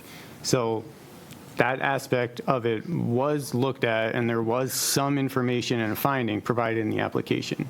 So I think typically, if we want to talk about, the normal practice of the board, and what we would look at is, the applicant makes some finding or claim in the application, and then we get, through a condition of approval, final verification from whatever entity. So the applicant mentioned they've sent that off to Maine Historic Preservation for final comment, and they're still awaiting. So I think if the board were in a position where they wanted to make a finding, conditions like getting that final okay from MHPC, adding in additional buffering, in certain areas, whatever the board felt like the level that would be needed to meet some of those site plan criteria of screening the building so the building blends in more, or meets that preservation of landscape standard, things like that. I think those would be appropriate. I've got a question about the buffer. I want to poll the board on how they feel about a site walk. Do people feel we're okay proceeding without going back? Yes. Yes. Any thoughts to the contrary? Okay. I'll go on a limb now, Jason. How does the board feel about allowing the second driveway as proposed if we had more professional advice on the landscaping and the buffering? And I'll go a step further to make the question clear. I'm uncomfortable that on a project of this scale we don't have a professional landscape plan, particularly when it's been the focus of most of the concerns that have been voiced. And I personally would be okay with the second driveway if we had someone say, "This is what I do for a living. We're not going to be visible or profoundly visible from the road." And I'd raise the same question with respect to the other driveway, just because it looks like there's going to be some clearing for the new building. So my question is, knowing that I have concerns, we need to see more on buffering myself, How do folks feel about keeping the second driveway in? I think I would also want to throw in buffering the building as well, not just the driveway, and also lighting as well, and any lighting around the building that could be seen from the road. Could I comment on that? Because from the plan, there's, wetland setbacks are very close to that side of the building, that west side of the building that faces the road. That might be pretty hard to get a lot of buffering there. It's not a lot of space. Professional take a look at it. But we need someone to do it. I'm saying, I think if we make that as a condition, that someone has to come in and assist in buffering that, if they come back and say there's really nothing you can do except short, 3-foot plants, I don't think that's going to be effective anyway. So I'm not sure that's going to really work. I'm just an opinion. Well, another alternative would be if you can't put it right up against the building because on the west side because of the wetlands, you could double the amount of trees right along South Freeport Road. Put buffer there, more buffer. The point is to... Okay, I'm sorry. Does that make sense? Yep. Okay. I didn't mean to interrupt you. That's all right. I'm trying to get a check mark in the driveway box here. I know you are. Make some progress. Is the board comfortable advancing this with a second driveway being in our thinking for now, as long as we get some buffering, different buffering? I'm comfortable, but I do want to add my caveat about I think the power pole is a real thing that's been glossed over in terms of safety, the power pole. That's just my opinion. You others may not share that opinion. Well, you've had a traffic engineer look at this, right? It's a big deal to go back to your traffic engineer on that one issue since it's come up? We can have them confirm again, but they did look at it and they said we exceeded all site distances. It wasn't identified as a impediment. Yep. Would you mind looking at having them speak to that one issue? I think there was something in the third-party review from the engineer about that pole.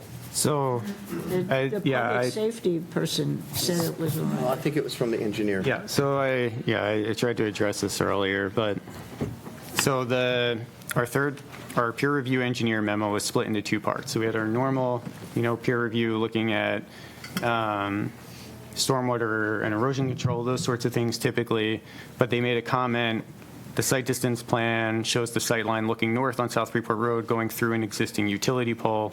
They asked, will the utility pole be relocated as part of the project? There was also, through our peer review engineer, they reached out to their specific traffic peer reviewer who did not comment on the utility pole and site distance as an issue. They said, Goral Palmer did not confirm site distance in the field. We concur with the methodology in establishing the site distance. Based on that information, the results appear acceptable. But they didn't raise the utility pole as an issue. Now, the applicant submitted response back to our peer review comments. And I'm just trying to bring that up. But in the follow-up response from our peer review engineer, I think the applicant had said, we had someone go out and look at it where we weren't planning on moving the utility pole. In the follow-up peer review comment, we didn't get any follow-up comment on the utility pole aspect of it. So there's no follow-up recommendation. We don't think this meets the site standard with the utility pole there. I think the initial comment was more of a question. It wasn't field verified by our peer review engineer. It was looked at in the field by the applicant's engineer. The methodology for determining site distance was looked at by our traffic engineer, and it was determined to be acceptable. So that's sort of where we are with that issue. I mean, I guess if the engineer who stamps the plan is willing to take on the liability of accidents as a result of that pole, then so be it. Okay. Thank you. That said, I think that there is some importance to this board not second guessing those kind of professional analyses that have happened. Thanks, Jim. So does the board have any I'm suggesting landscaping is an open issue for me without any others. Does the rest of the board feel the same way? Agreed. Any other issues on this application that they feel they need further information on? And you're just lumping lighting in there with landscaping, I am. right? Okay, thank you. If the question is simply density of vegetative buffer, and there's a question about how, what it appears we're seeing one line of trees. If a conditional approval said, you know, a dense, Layered. kind of layered, you know, a thicket of vegetative buffer, whatever word you might want to choose. But in other words, something that indicates that the expectation is that it's a fully filled in, particularly at the area that's, you know, alongside the building and likely at the area that's close to, you know, the cutout when you're looking down from South Freeport Road. Those are kind of the important parts. I would think that we don't need to do a comprehensive landscape plan to know that, you know, dense vegetation in a designated area is what we're asking for. And that we can simply with a conditional approval impose that term. I'd like to, I guess, let's see what others have to say about that. I'll point out that on a project this size, we would normally have a landscape plan prepared by a landscape architect, and it's required, and also on a subdivision plan or any large site plan that comes to us for approval. I want to get you guys out of here, and I hope that people understand that the board is inclined that way. We're talking about one thing which has been the issue from day one, the issue that most people have spoken about. See how the board feels. I personally would be in favor of making it clear to the applicant that the other issues have been satisfied.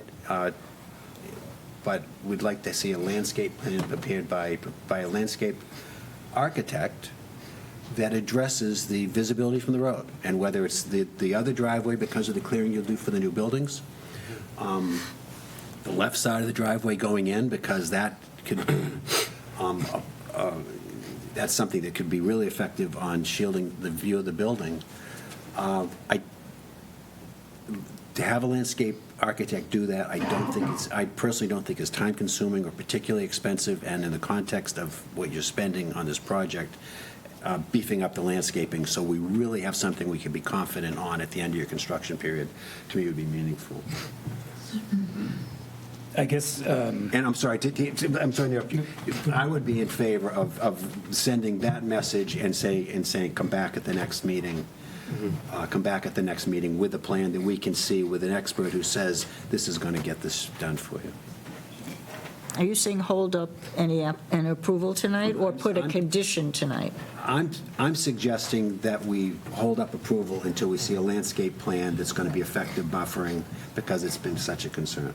And my concern earlier on point B would be that the buffering is such that the visual compatibility is no longer an issue.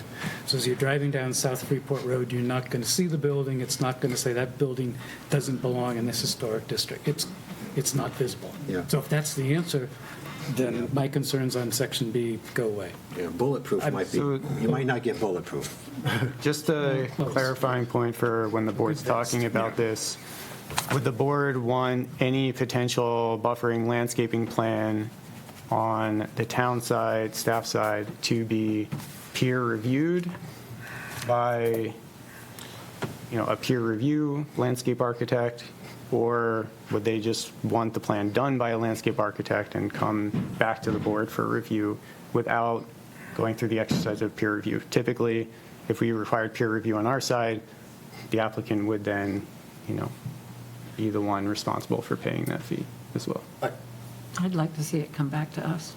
I'd like to see it go to peer review, because I don't know the first thing about landscape design, and I'd like to hear that review.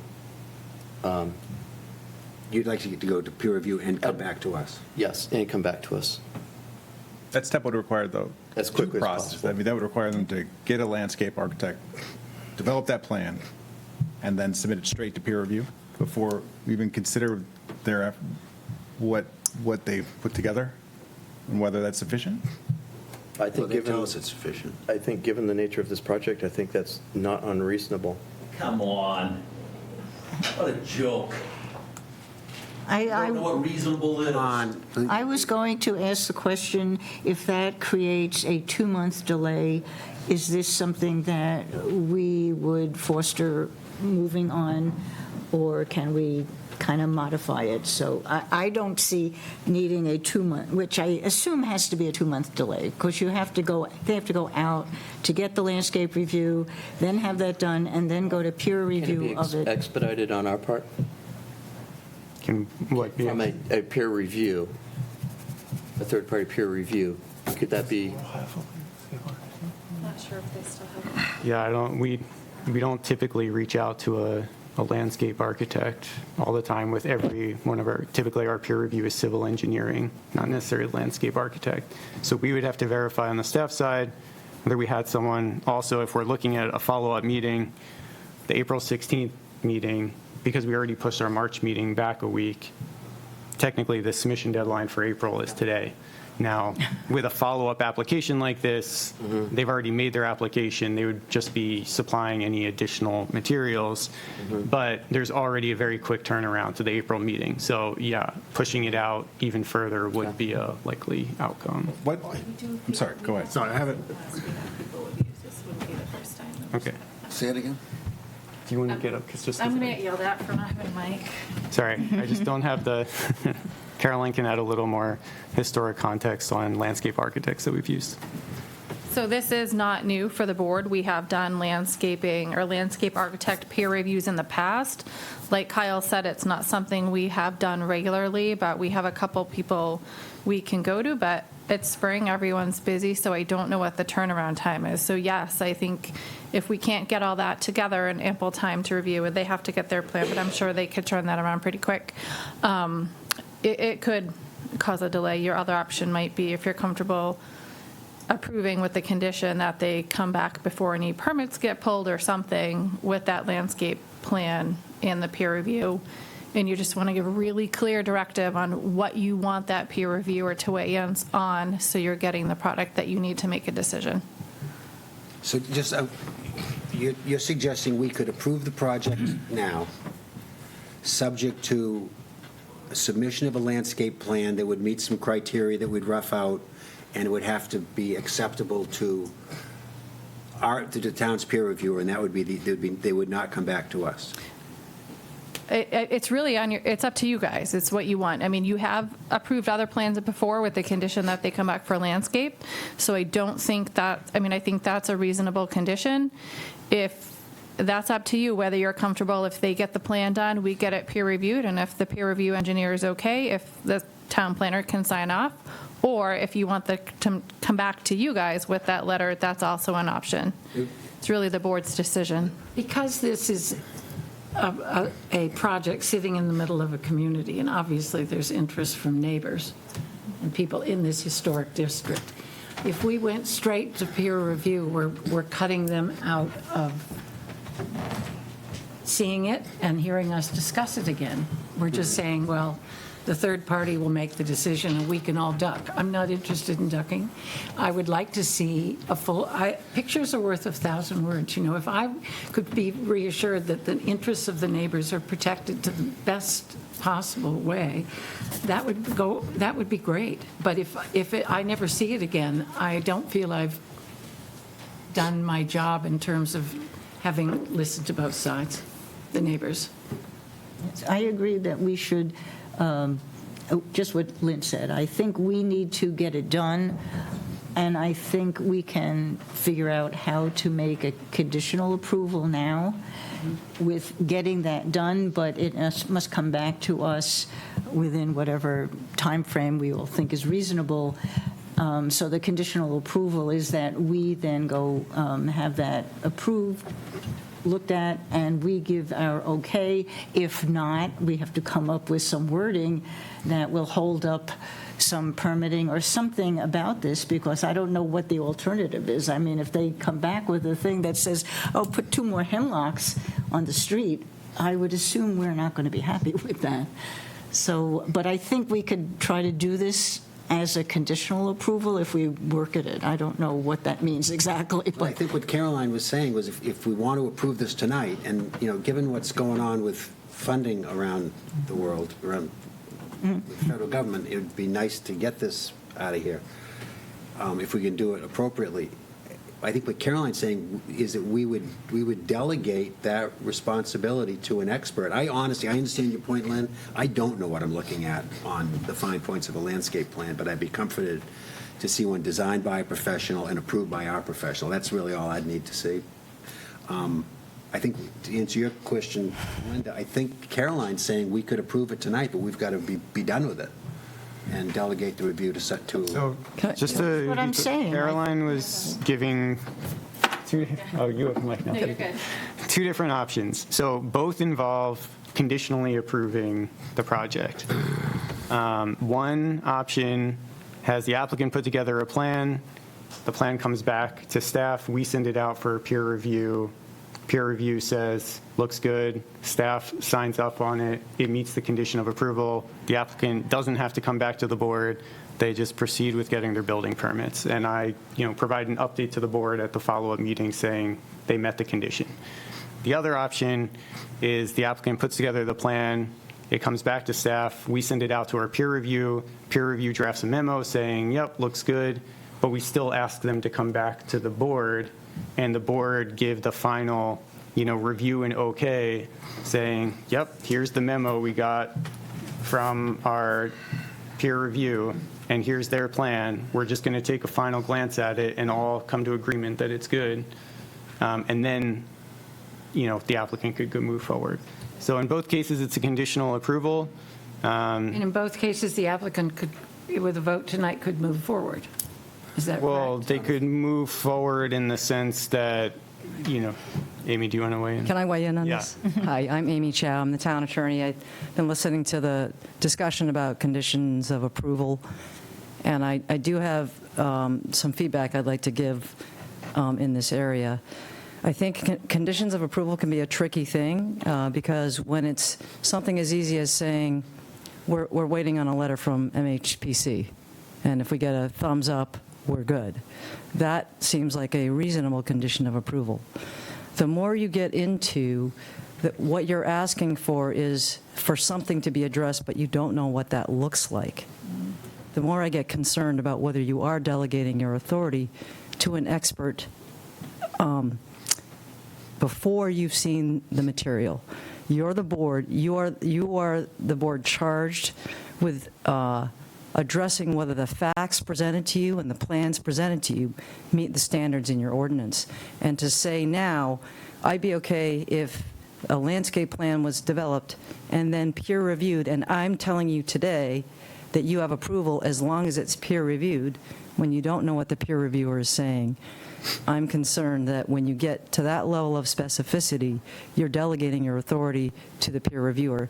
I think it's up to the board to decide whether you need peer review, and obviously it's up to the board to decide whether you need a landscape plan.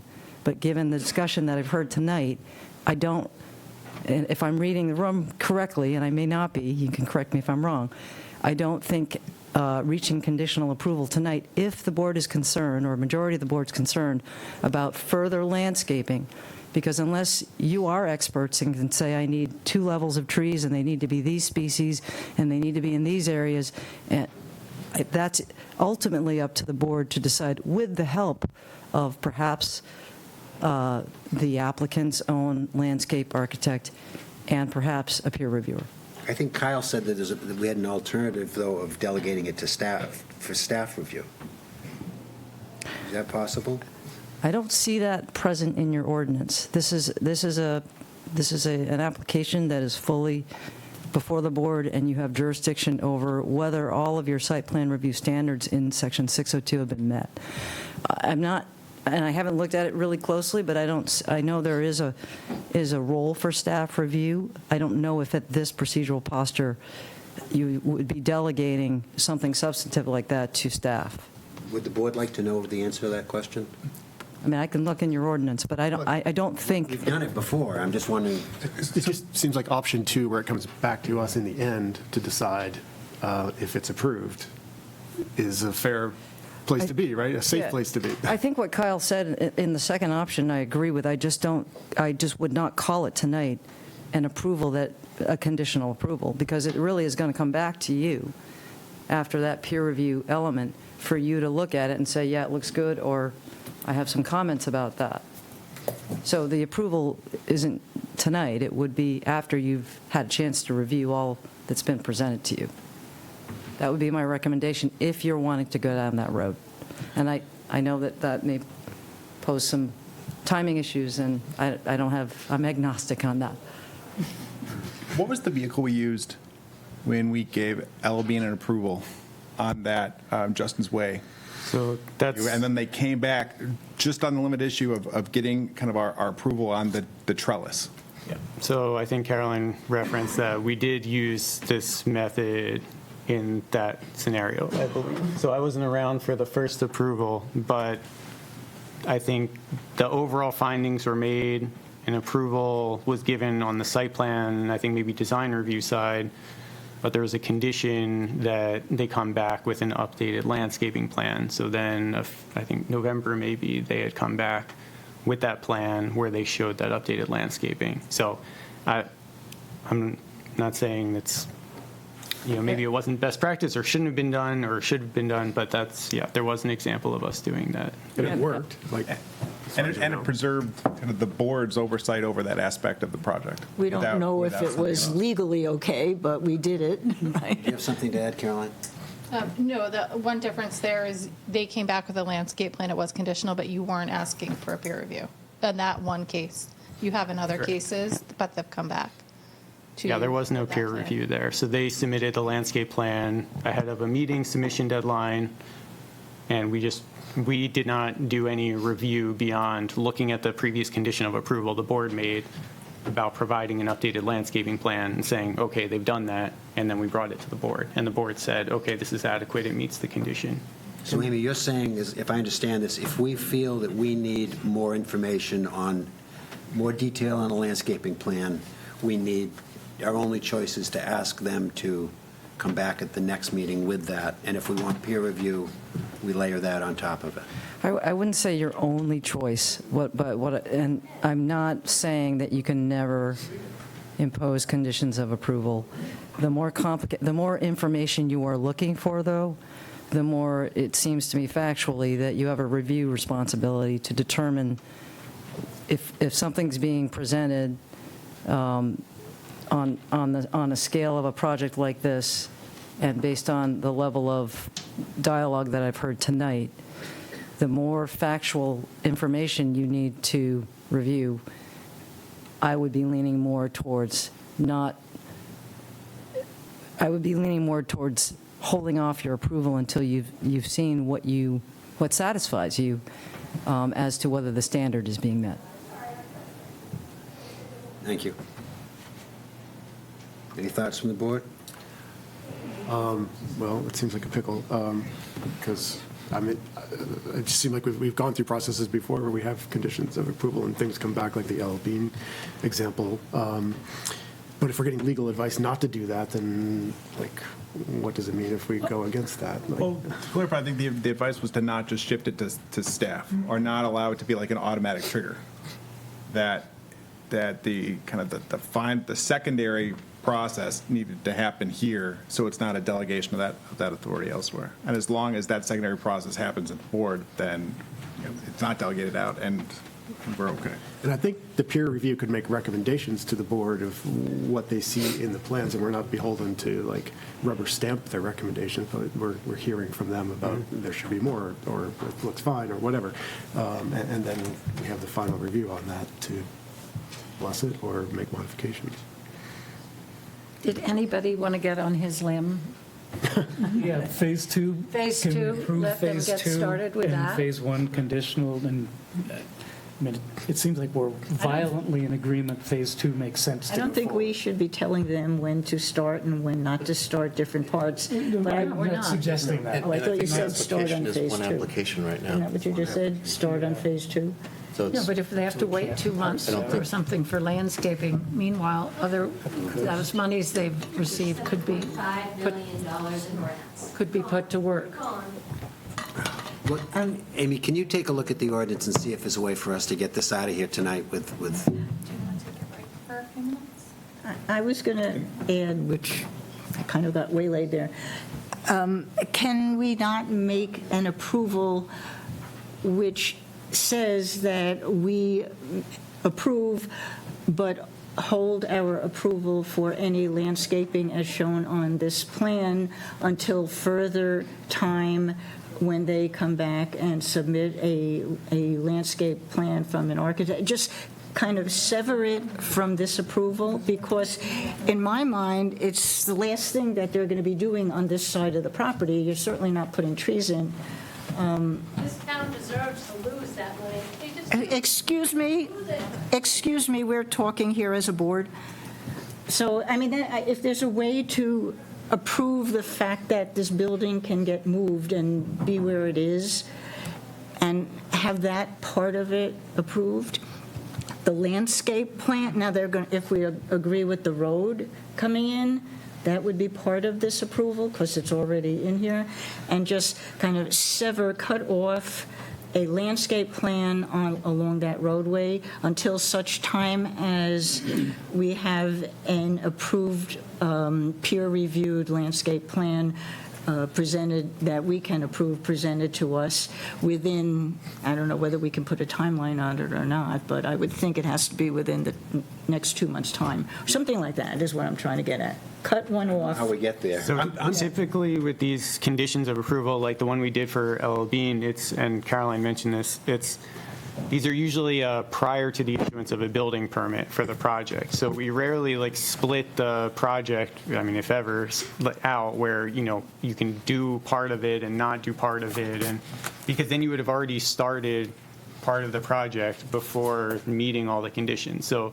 the conditions usually, prior to, issuance of a building permit, you have to come back and do this. So what Amy, was mentioning is, and if you're doing that, you're requiring them to come back before issuing a building permit, then it doesn't necessarily matter whether it's approved now or the next time, because they can't start any work anyway. The only thing they could really start is they could start meeting some of their other conditions, like if there is, a PG requirement or, something like that. But so typically when we do these conditions, it's, prior to any work starting with the project, you have to meet the conditions. I'm just trying to get creative. I'm the last one to try to, change the way the rules are. But I just, I think we do want to work with them, and I think we do want to allow them to get somewhere. I don't know how else to do this, but because this is an important thing that we all agree on, I believe, this landscaping plan. So what's not decided? It doesn't. I mean, the condition doesn't have to be tied to the issuance of the building permit. It can be tied to within an amount of time relative to the issuance of the building permit. Within 6 months of the issuance of a building permit, present a landscaping plan that satisfies peer review, for example. Paul? In your scenario, you're not saying that they come back to us then? No, I'm saying they do come back to us, but they come back to us within 6 months. They obtain approval from us within 6 months of the issuance of a building permit. So, Amy, can we do that? I think she went out the room. Sophie. Hi, Sophie. Hi. So Amy heard your request to try to find a path forward that would allow them to leave today with an ability to go. She and Caroline are having some conversations out in the hallway. They think they're pretty clear, they're almost there. I don't know if you want to either take a break or pause this and continue, because you still have quite an agenda. Could we table this and move to the next item then? And come back to it before the meeting is over. That's your choice. It's always a choice, but it's yours. Thank you, Sophie. Your 3 minutes is up. How does the board feel about tabling this and moving on to the second agenda item? Tabling it. Tabling it for tonight? Tabling Until the it for end 20 of the- minutes. Yeah, momentarily. Is there a motion to Until table? Caroline comes back. Motion to table this? So moved. Yes, so Second, all in favor of tabling it? All in favor of tabling it? Linda, you good with that? Okay. The second, third, and fourth agenda items are shoreland stabilization. Can we ask folks to talk in the hall? 3 shoreland stabilization projects on adjacent properties. Can we hear this together and then have 3 separate motions? Yeah, so typically could we ask if anyone wants to have conversations, could you move out to the hall as we're trying to continue with the follow-up review here? And close that door, please. Where are we? Lower Flying Point? Is that it? No.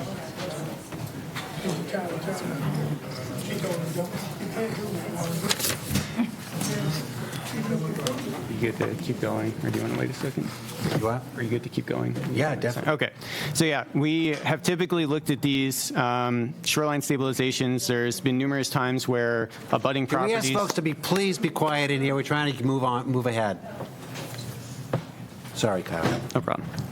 So abutting properties have frequently come together at the same meeting. So that's another situation here on Lower Flying Point Road. So I talked with the applicant's representative earlier.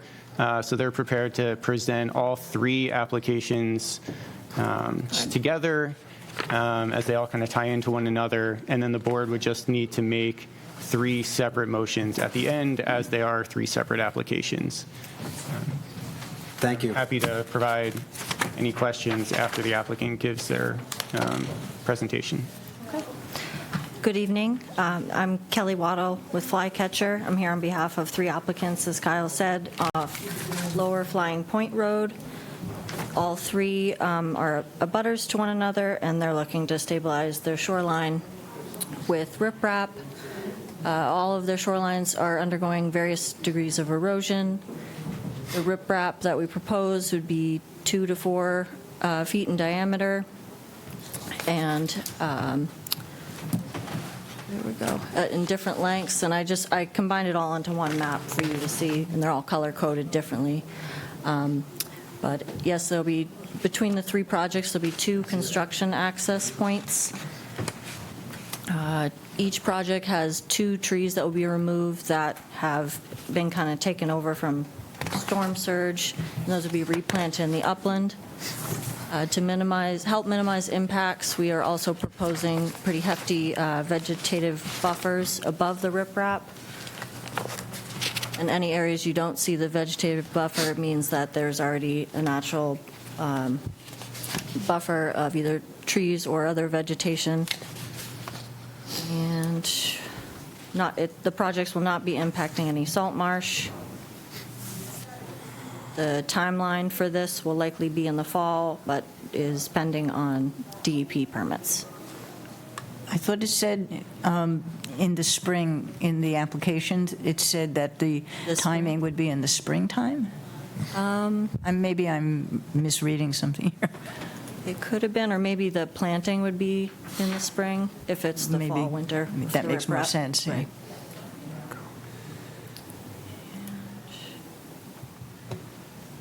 That pretty much covers it overall. And you said the equipment that will do the work will not come by barge, but will come by 2 different land access points, is that correct? Yep, yeah, there's 2 different access points there, and the timber mats will be used for areas where there is any salt marsh, and it would probably be a medium-sized excavator that's doing the work. So I'll just add, the only staff comment we had, our code officer reviewed these on one of the properties. I believe it was 373 maybe. On the original plan submission, the stabilization of shoreline didn't extend like all the way to the property line. So the applicant, I believe the plans you received were revised plans that showed that full stabilization. But if you saw that comment from our code officer, that it was in regard to that. Could you just say which is, on this map, which is 373 is the northern property, I believe. Oh, okay. Yeah. So there was a small stretch on the southern side of the top property that didn't show stabilization initially, but it had some tree removal shown. The applicant followed up with this plan that showed the full stabilization along the whole side there. And I believe in 2 of the properties, we have a standard we've talked about in the past. When there is tree removal, the ordinance, shoreline zoning ordinance, looks at replanting being as close to that that position of the site as possible. There were, I think, a couple instances here where the bank was eroded and the trees were coming out. The area kind of up the bank was already fairly vegetated, so the additional planting was put elsewhere along the shoreline, but still between the shoreline and the home to provide that screening that the ordinance requires. Yeah, and I think there was another comment about the roots being taken out too, and that it would just be cut and the roots would be left in place. I thought, maybe it wasn't one of the comments that we got, but on the property that is the southernmost property, I guess it's southern, there's no dock showing in the pictures. It's like damaged. And I thought it said that they are going to be putting back the pier and the steps to the dock, but it wasn't. It's a separate application, yeah. So the piers, wharves, and docks are a land use under the shoreland zoning ordinance. That does not fall under PRB for review, though. It falls under coastal waters review. So I believe there's a separate application. I think that might have gone to coastal waters already. It's a 2-month process, so it'll be approved hopefully next month. Yeah. So, Even though there's going to be work on the shoreline to reattach and everything, that's not part of us. so we would be looking at the shoreline stabilization only, and the dock would be viewed under coastal waters and then code.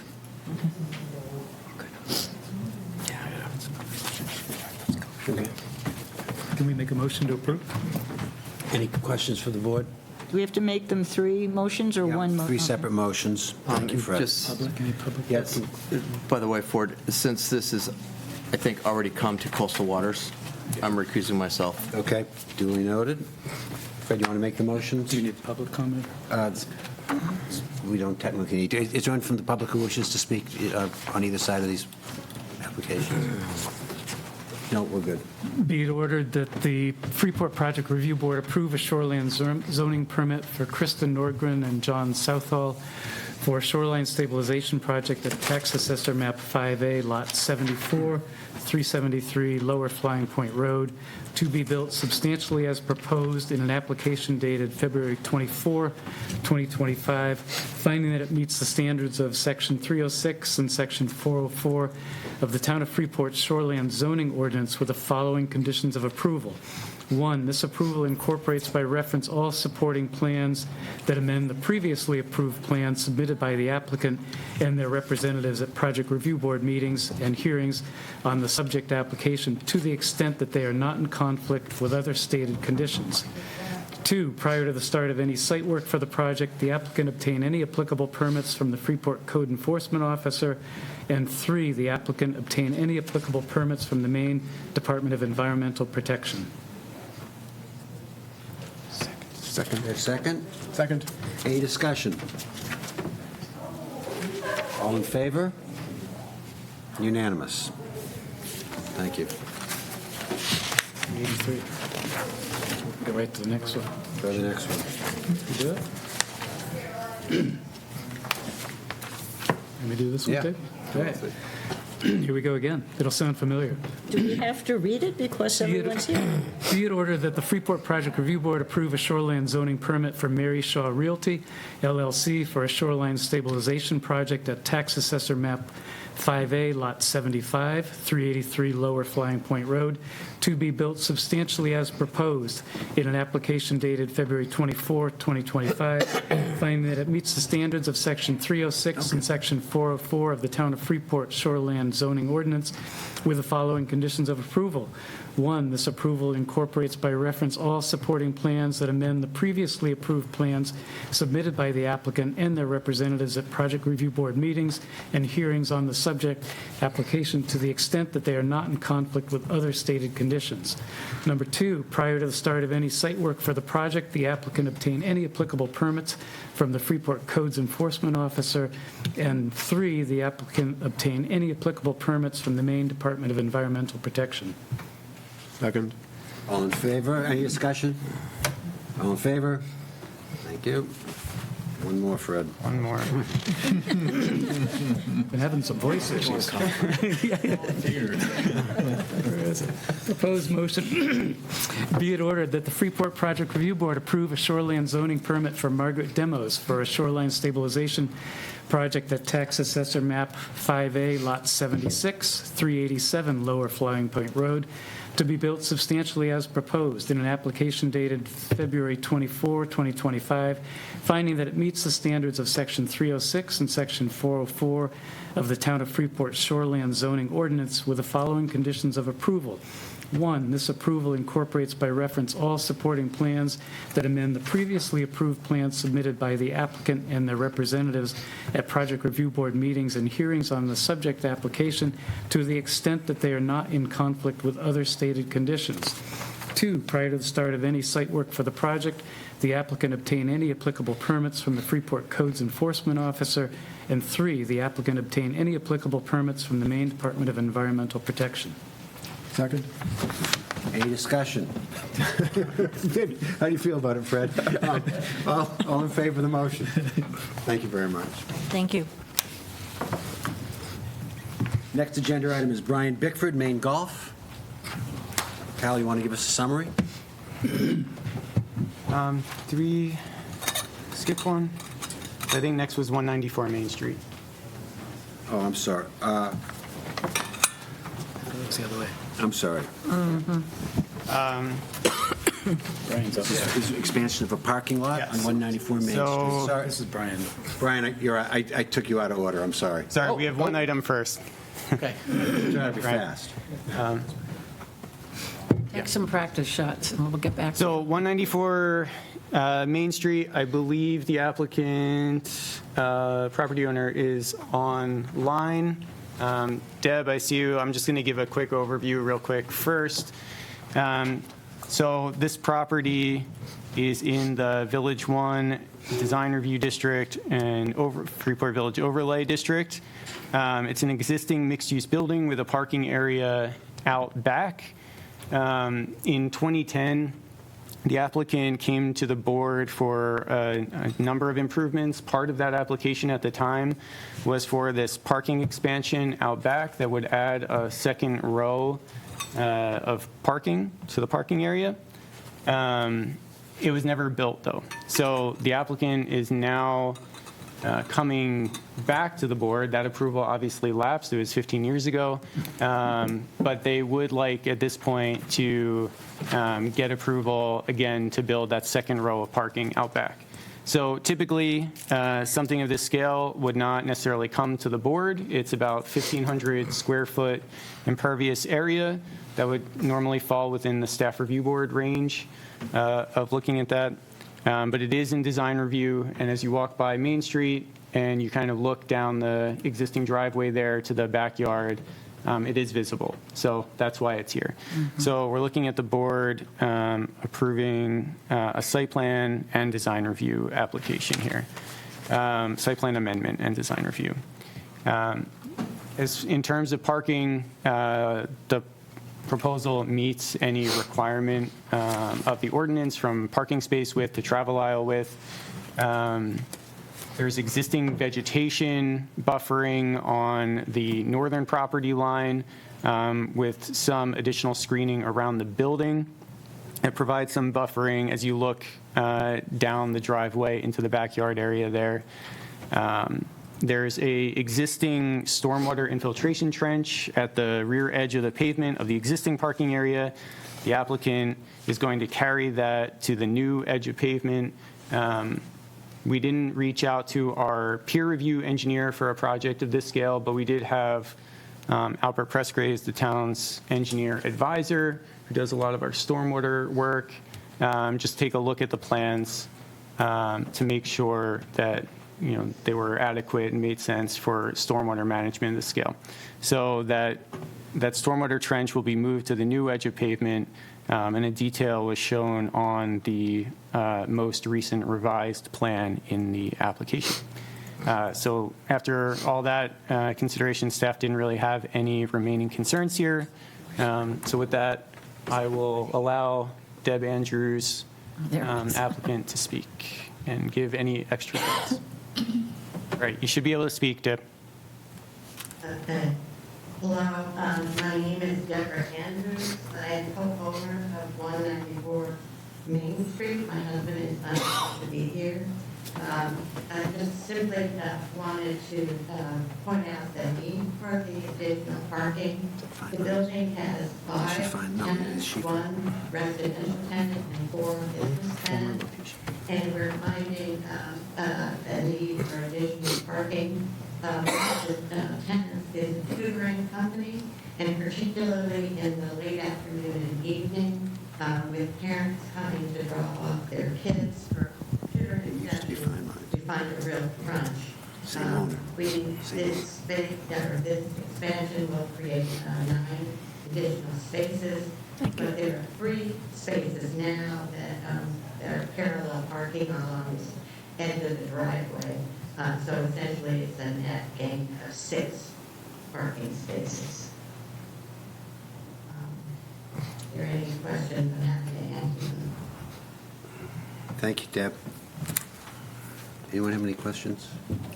Just a kind of trivial one. Does the new property line have any relevance to the work, or is it just like... No. So the applicant had mentioned when we first started having some conversations about the process and application, that they were in the process of the rear lot there, the undeveloped rear lot being sold, and that in that sale, I think 20 feet of kind of undeveloped area there was going to be transferred over to 194 Main Street. So the only purpose of showing that was that there would be existing or additional room for any drainage or runoff to kind of be managed before it went on to the next property line. So it doesn't have any real bearing other than to, show that there is going to be additional vegetative cover on the lot.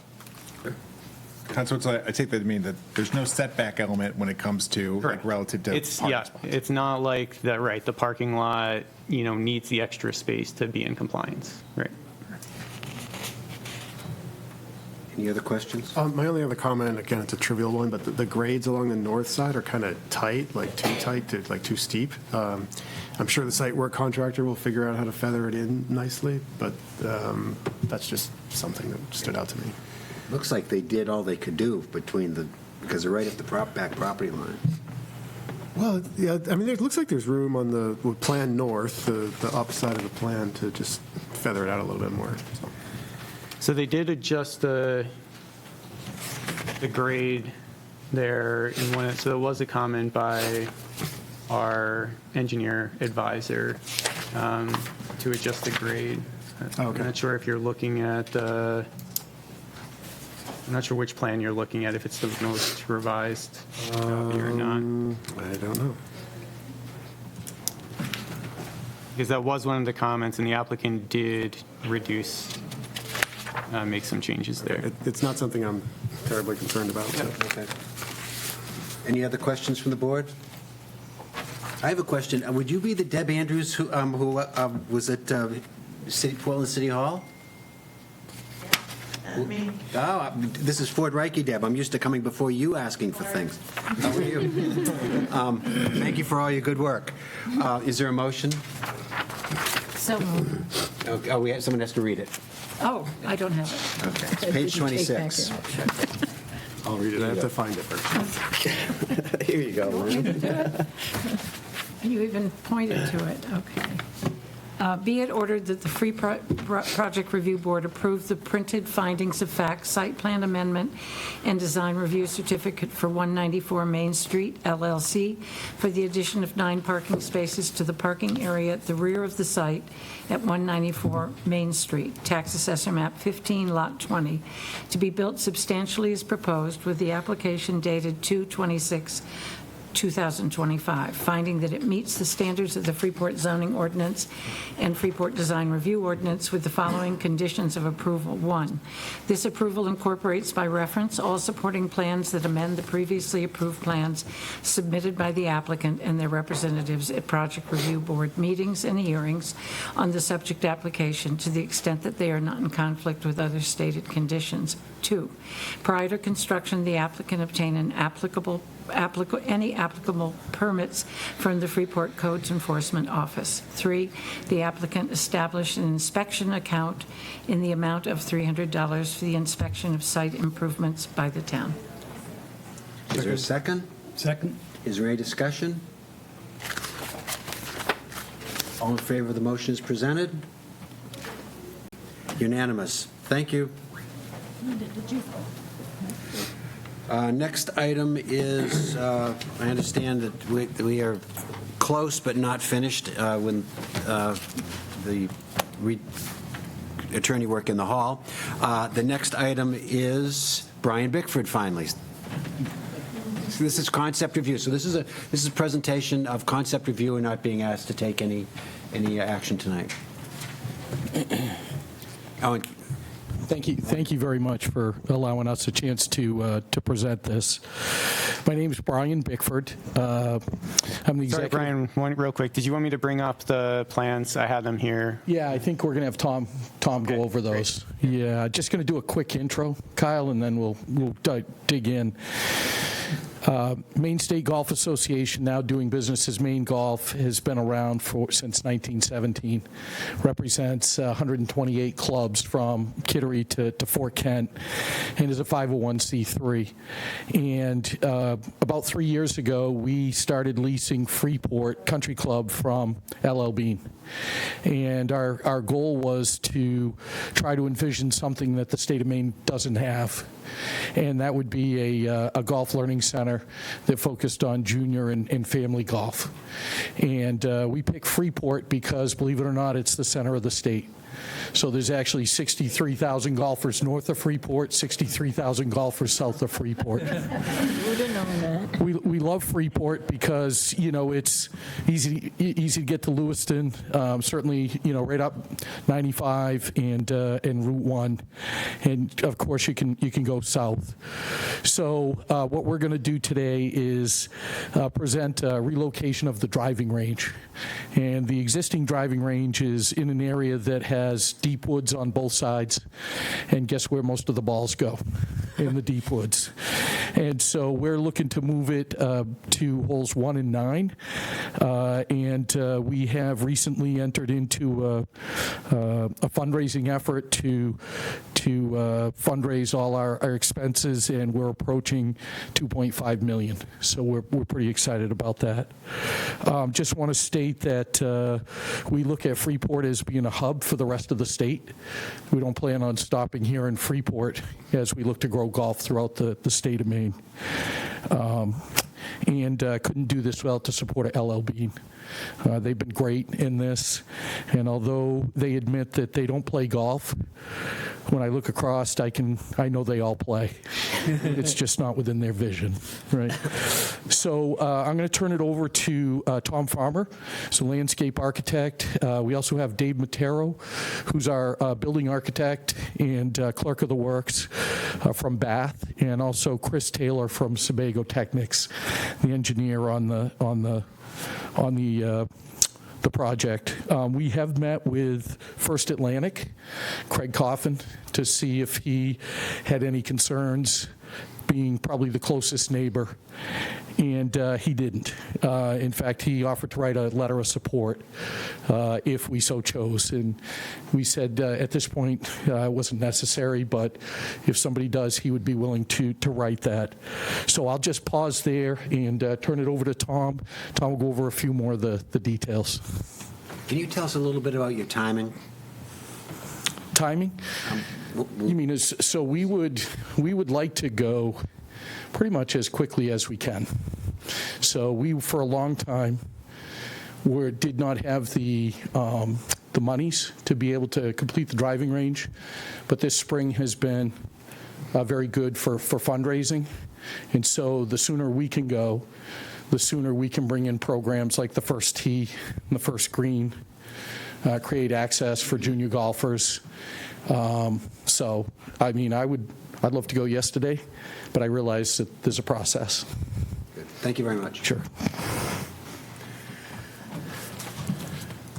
My name's Tom Farmer, a landscape architect in Yarmouth, and thank you for staying late and seeing us tonight. This is more of an introductory meeting for us and to introduce the project to you. And we'll be coming back in front of you probably for the May meeting with the formal site plan submission, which will include the stormwater design, which it's in the process right now, and some other items, the architecturals and the lighting. We could go to the next slide. This is the existing course now. It's a in my mind underutilized 9-hole course, little known, has a lot of potential. Go to the next slide. I've been working with Brian and his crew for a couple of years now, looking at different alternatives and sketch plans and the master plan, working with David, the architect, and Chris from Sebago on how to kind of move this forward. They've got a master plan in mind, which they'll be coming back probably within a year for that, but this they would like to start generating some revenue for that master plan, which will be a much more expensive plan than this covered driving range. But this is part of the master plan. The location has been well thought out and designed, and they would like to get approval for this first phase of the work. Because it's about 6,000 square feet of new impervious, because we're not changing a use. They have an existing driving range now, but we're moving it and covering it, which creates the new impervious surface. And we're proposing lighting, which they also don't have now. So those are a couple of the major issues with this submission. The range has been designed to. Luckily, there are no neighbors. To kind of the north into the woods. We've got Interstate 95 just below here, below that green line, adjacent. I'm assuming you guys all know where the course is. So we've oriented and we've angled the driving range not only as a V, but also the orientation into the existing course to shine any lights or any stray balls away from the highway. That's really only a butter that they have to be concerned with here. So we're pretty confident that it's in the best location.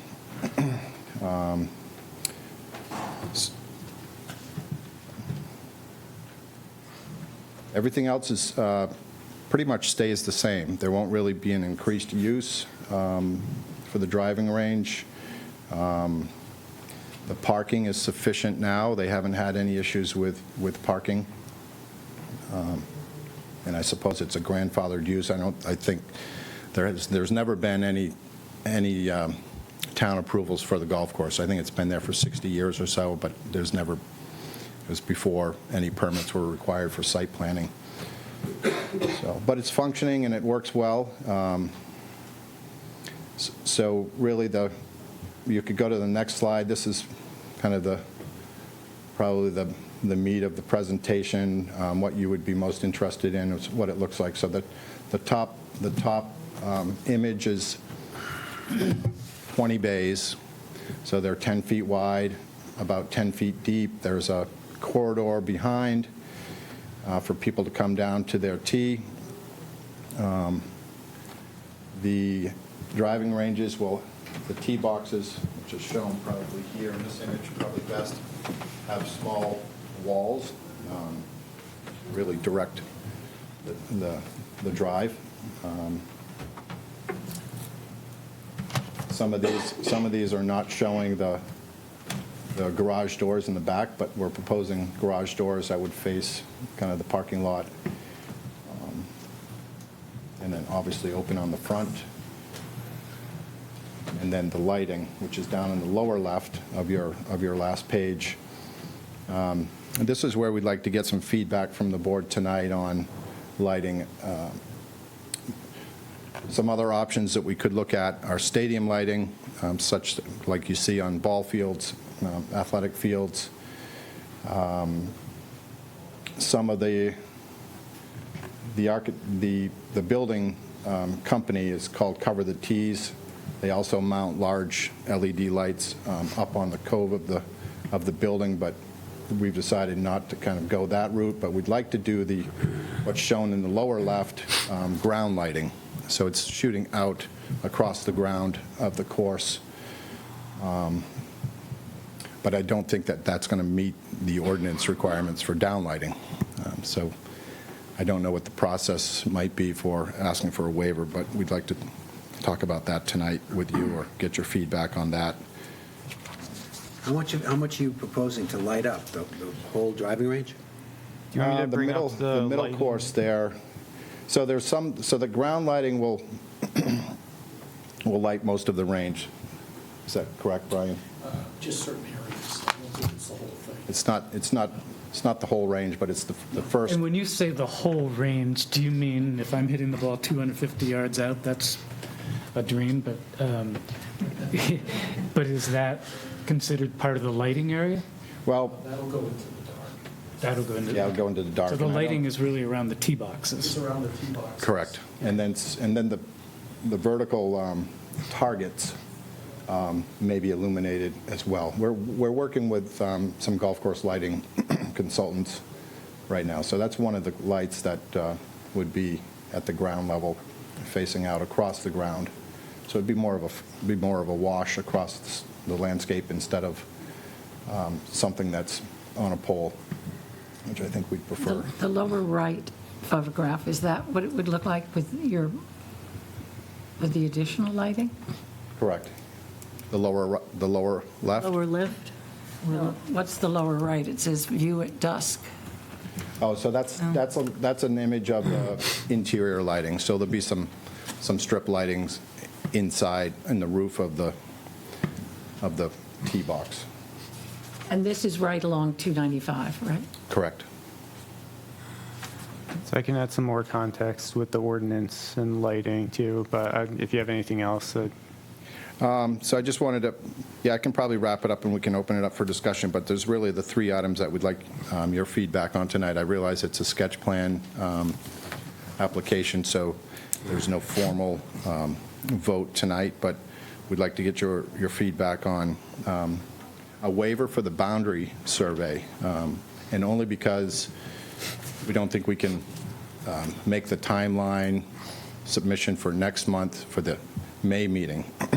We are in the process of doing the boundary survey, and it'll be part of the next phase of work. But for this phase, we're certain we're within the boundary of the golf course with what's going on there now. So we're asking for a waiver on the boundary survey for this phase, the lighting, which we just discussed, and if you'd like to do a site walk, schedule a site walk sooner rather than later after the next meeting.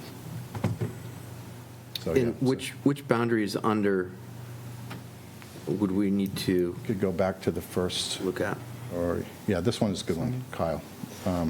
So the highlighted green line is the boundary. I can zoom in. This is the highway interstate. Okay. And then this is the retirement home over here. It's got kind of a circuitous in and out jog boundary line, but So you can see that the proposed driving range would be further from that 295 property line than the existing clubhouse is. So that is something that would be an application submission under 602. The board could waive that requirement. On the lighting, anyone else have any questions before I go?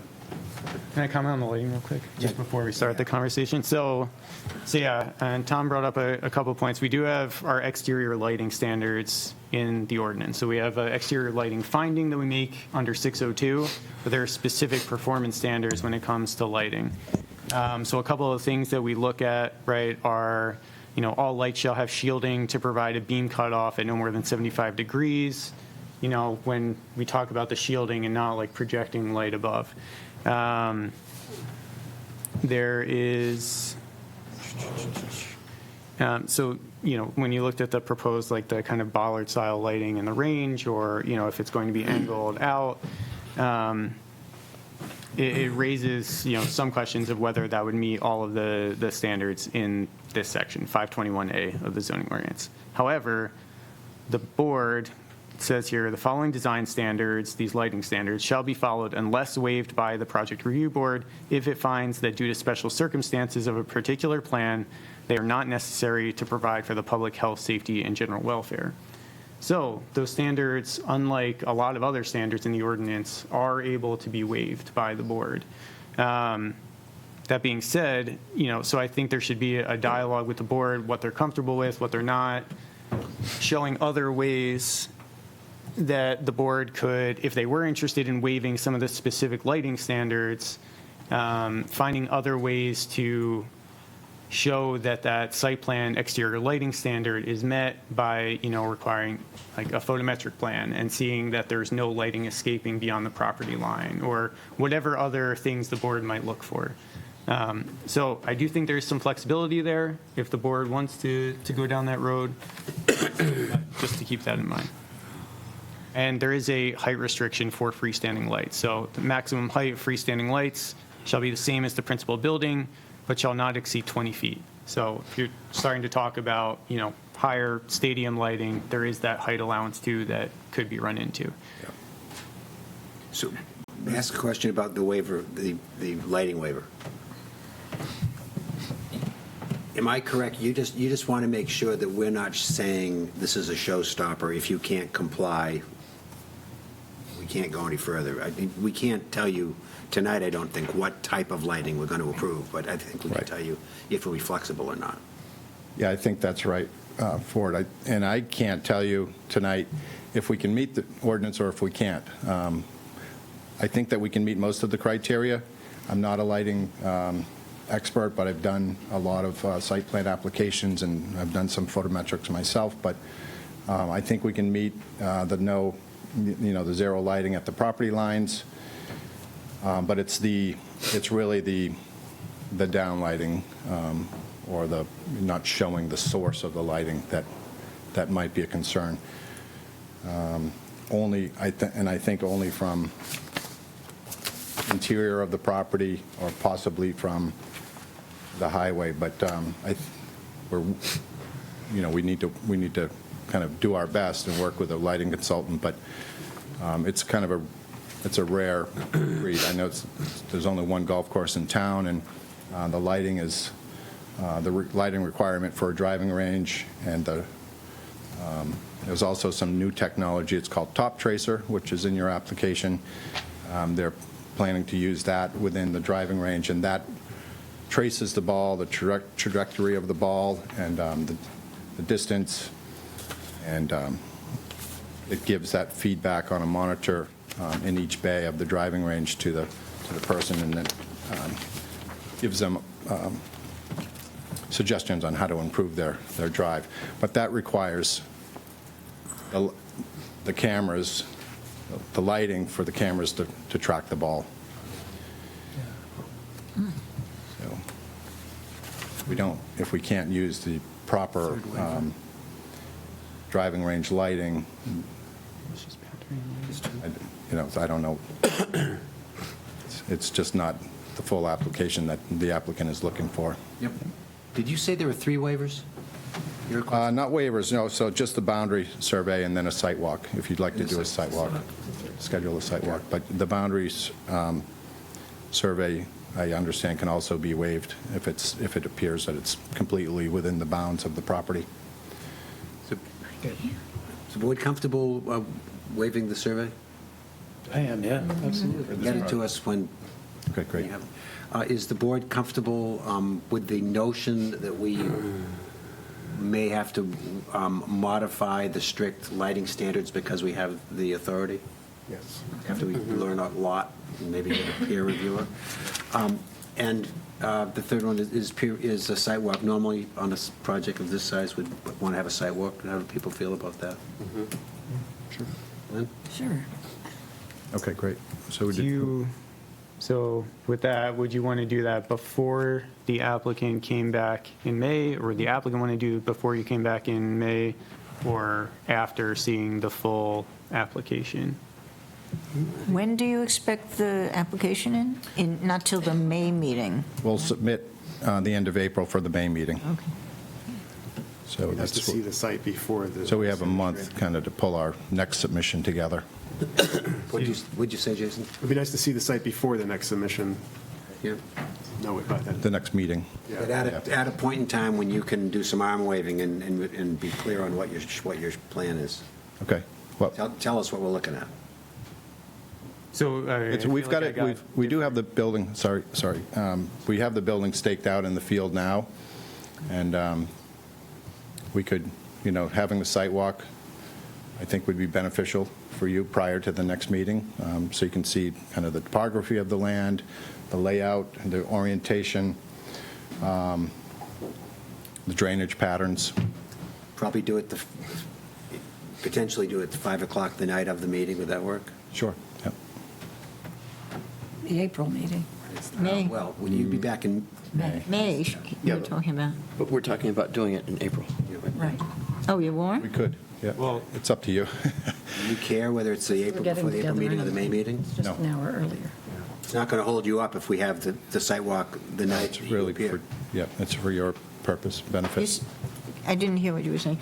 The night of our May meeting, when they're bringing this in, not April, not our next meeting, but the May meeting you're talking about, site walk?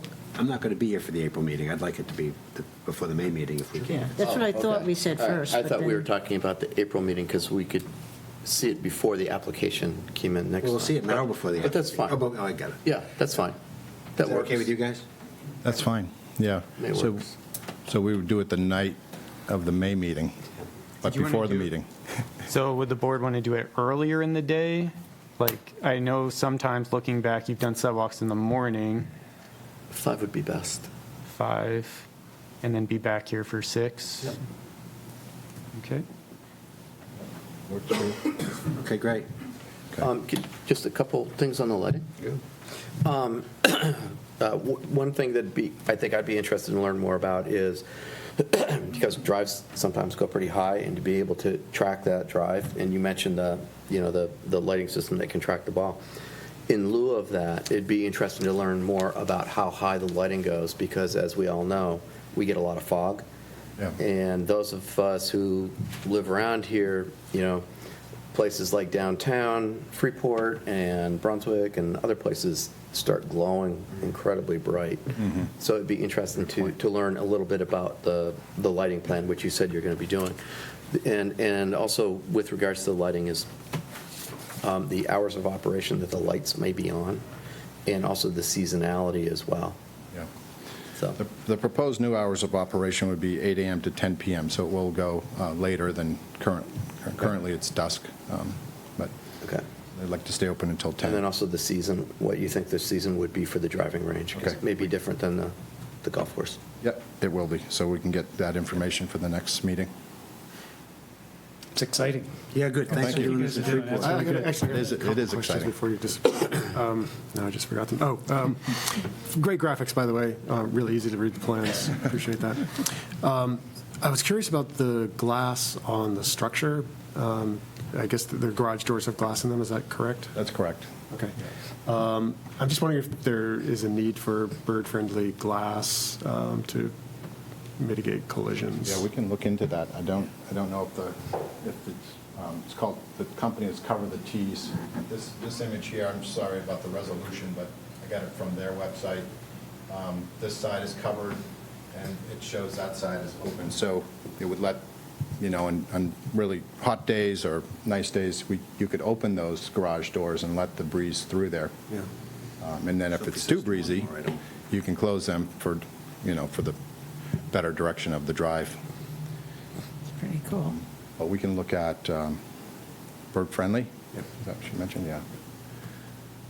And then the other question back on lighting is within the structure itself, what foot candle level is normal for that? And just thinking about the brightness at night in relation to driving on the highway. Okay. And I think this is a representative image of what, it's a company that does this, and so that's their lighting. But those are ceiling lights, strip lights, like you see here. Oh, yeah, So right. we could modify those if need be to meet the ordinance. but there'll be a glow to it, yes. Anything else? That's it. Thanks a lot. Thank you. Thank you. Thank you very much. All right, so just to confirm, we will do site visit May 21st, I believe, is the May PRB meeting. So May 21st, 5 to 6. So when we send out notice for the May meeting, we'll send out the notice for the site walk at the same time. We will need a quorum for that. So if people find out they can't make that 5 to 6 time, just reach out and let us know so we can reschedule if we have to. Thanks. All right, thank you very much. The next item is Sigri Drive subdivision. This is a public hearing on a matter which has been before us a couple times, and now it is, I guess, simplified by moving a lot line. Cal, you want to give us some more? So just a quick overview on, some of that past stuff. So I believe a couple years ago, this subdivision came to the board with a proposed amendment. It never got final approval, but at the time what was being presented was the addition of a new lot. So it was going to turn the 3-lot subdivision into a 4-lot subdivision. That application was not pursued any further than the last time it came to the PRB. So this is a new application with a different concept, a more simple concept. So it's really just a lot line adjustment. So currently I'm going to stop sharing. So currently the lot line between lots 2 and 3 run along the existing wetland. Basically, the application is looking to move that lot line to make lot 2 basically as small as it can be while still meeting all of the minimum lot requirements of the zoning district there in the VC3. So it's going to take about half an acre from lot 2 and transfer it over to lot 3. There's no development proposed for lot 3. There's no further subdividing of lots. Sorry, Kyle, that's flip-flopped. It's taking it from lot 3. I mean, it's taking it from lot 2 and moving it to lot 3. Okay, I thought that's what I said. Maybe not. Yes, lot you 2 is did. getting smaller, lot 3 is getting bigger. So it's just a lot line adjustment. Typically, revisions to subdivisions require our minor subdivision process, which involves 2 meetings, the sketch meeting and the final approval. The applicant has asked for a waiver, which is allowed under the ordinance. It's section 5.6 of the subdivision ordinance allows the PRB to waive the requirement to submit that site inventory map, site analysis, and conceptual sketch plan for a revision to an approved subdivision plan if it finds that information is not necessary due to the scale of the project. So where there's no expansion of the subdivision here, staff felt that that waiver made sense, but the board should weigh in on that. But that's why we brought it here and we've advertised for the public hearing, and the board would be able to approve the revised subdivision, and we have the recording plats here. If the board were to make a decision, we could sign the plan tonight. And if we grant the waiver, is that a separate motion? You could do it as a separate motion. I think I built it into the proposed motion, but if you... So I just... Oh, got it. But yeah, you could, if you wanted to vote on that separately, you could. But yeah, so not too much else to add. There was a new wetland delineation done in 2023, but the representative can talk about that a little more. There's no changes to the proposed right-of-way. The subdivision was originally approved where lots 1 and 2 use an existing driveway, and that right-of-way was only going to be built out if lot 3 was developed. That would still carry forward. So if someone came forward in the future to further subdivide lot 3 or develop lot 3, that right-of-way would have to be built out and meet subdivision standards. Thanks, Kyle. Jeff, welcome. Hi, thank you. Thank you for waiting for me. Waiting for us. Yeah, just as Kyle said, sorry Kyle, and my late night years don't work as well as my morning years apparently. No problem. But just as Kyle said, it's just a lot line adjustment. The applicant was looking to make Lot 2 as small as possible to meet the requirements for the zone and make Lot 3 larger, so. Any questions? Any questions from the board? This was a public hearing also, right? Correct. Just note that when we last heard this, the discussion we left it off on was a request to identify the building envelope of Lot 3. Mm-hmm. And that the plans show that for fear that it could be, that lot could be sold as a lot with some confusion about what's actually buildable. And so I know that we don't have that here, but I feel like is that a concern? I mean, it's still, if the concern was that someone could interpret this as being a freely buildable lot, I'm afraid that concern remains. Was that when we were looking at a fourth lot? Yeah. So that application involved a fourth lot. I went back and, I looked at that a little bit. I do recall seeing some discussion about building envelopes at the time. I'm not fully aware of everything the board was talking about then. So I'm not sure exactly what the concern was. But that's been rolled into... If Lot 3, if someone were to come forward with plans for Lot 3 that involved any change to the subdivision, they would have to come back to the board for those, for another subdivision amendment. Like, for instance, if someone wanted to propose a multifamily apartment building, or, they wanted to divide Lot 3 into more lots, and, that would trigger a village open space subdivision or anything like that. Those would all need to come back to the board anyway. I'm not entirely sure. Well, so I think the concern was that, I recall at the time, this area that's in front is, it's possible that there's not a viable building envelope in that area. On Lot 3? On Lot 3. Because of the wetlands and the terrain is really what that. Coupled with the boundary lines. Yeah. That might not be buildable, but that the analysis wasn't done yet. And so we weren't at a place to say that definitively. Like, here's where the buildable area was. Now, I think back then, this corner above Lot 2 was contemplated as Lot 4. That looks to be a buildable lot, but the point being that maybe we can address this issue simply by requesting a note on the plan, just to alert a future buyer of this lot that additional evaluation of the buildability, the suitability for development is necessary with the town.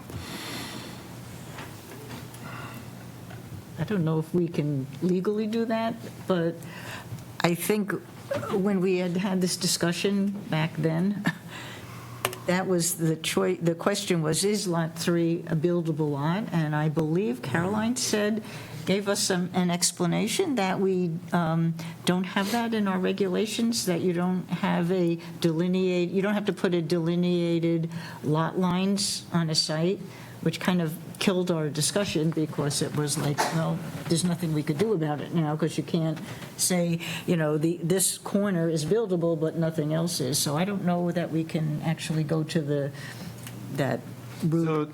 Yeah, the applicant did the revised NRA calculation and showed the wetland delineation was done in 2023, so that was updated. So that'll, those areas would be considered, unbuildable, and then, calculated out the 20% slopes, but right, as far as marking out the building envelopes, I think that would come more so if someone was looking to develop that backlot. So I think what I'm addressing is an effort to avoid imposing a requirement they mark out the building envelopes, because I recognize that that's separate from what the goal is. And by doing so, we can serve the same purpose by simply putting a note that it hasn't been evaluated as to suitability for development, and no harm in doing that. Subsequent review is necessary. Yeah. The only thing, we would just have to have the note added to the plan, the new plans dropped off, and then the board would have to come in and sign the new plan. We couldn't do that tonight, but that's fine. We'll come in between meetings and sign it. Oh, sure, I'm right down the road, so whatever's necessary. There is a note, if it helps at all, along with, not a note, but on the side, the net residential area. It does highlight the amount of area that's actually buildable. Off to the right side, Lot 3. So it does show a significant decrease in what the lot size actually is and what the buildable area is. Which note number are you looking at? I'm sorry, not the note, but the lists of the net residential area calculations, the fourth box on the right-hand side, or Lot 3. Oh, yeah. See, I'm afraid that doesn't address my concern, because it doesn't, it's like the configuration of the boundaries and where the wetlands are located is what presents the potential pinch. So, I think by just adding something really simple that it's almost like a buyer beware note on that says additional review is necessary as to the location of a buildable envelope. Okay. We do need to have a public hearing also. Is the board in favor of that at this point? Okay, we'll open it up for public comment. If anyone has any comments, please introduce yourself at the podium. Okay. Any further considerations or discussion before we entertain a motion? Is there a motion? I suggest Jim make it. Your last motion. No, well, in that case, I've got to pull it up now. It's page 30. Going past it, Jim. Here it comes, Jim. And then improv my amendment. Jim, I just add that condition, since that wasn't included. Add the note. Try. That's the end of it. That's the end of it. Check. Yeah, that's the end of it.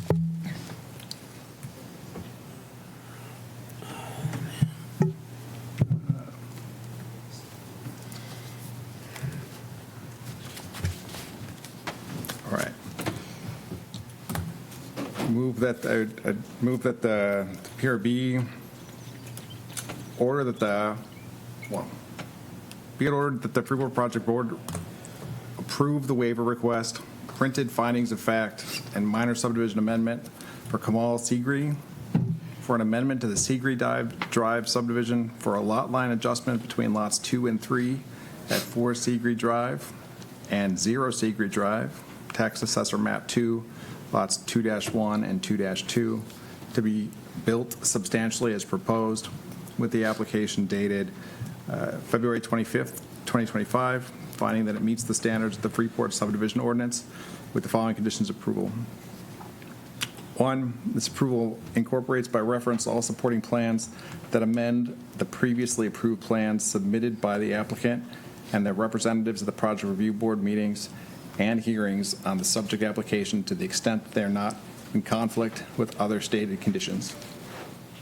2, that the amended subdivision plan presented be amended to add a note indicating that Lot 3 necessitates a further review by the town of Freeport to confirm its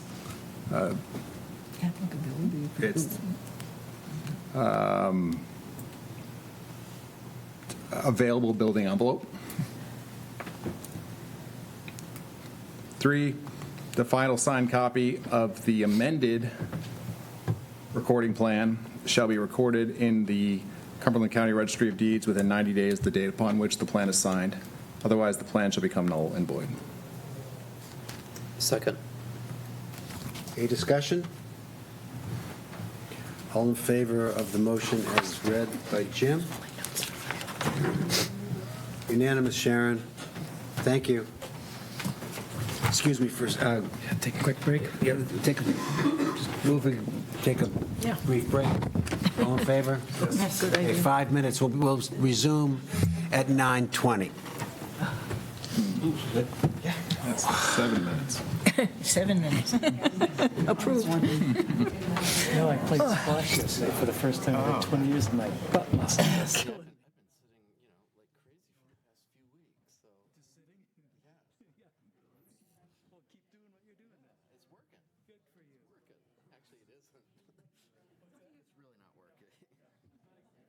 Feels almost fitting that the first, after taking 4 months off, that we now are going like after 9:30.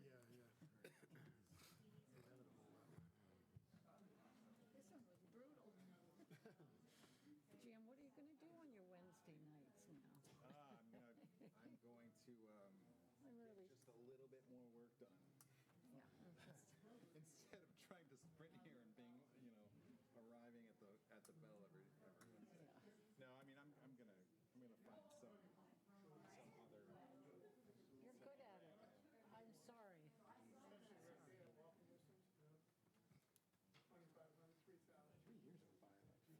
3 years went by in a flash. There was a point in time, I think over the summer, I was like, wait, I have to count my years. Was it only, now how come they come through? I turned my volume off. Hold on. See, I can.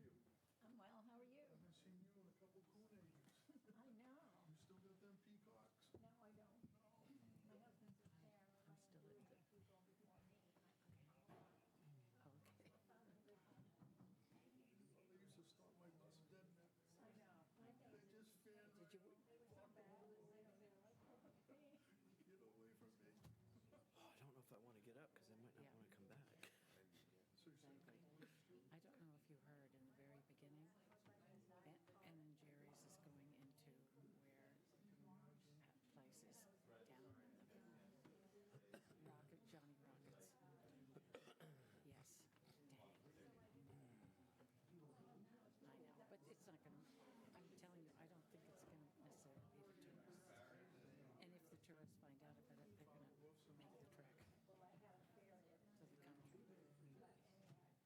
country. Yeah, but I know, it was just mentioned at the opening meeting that Ben and Jerry's will be going into Johnny Rockets. Oh, well. But still, there'll be a tourist line and everybody else will come to you.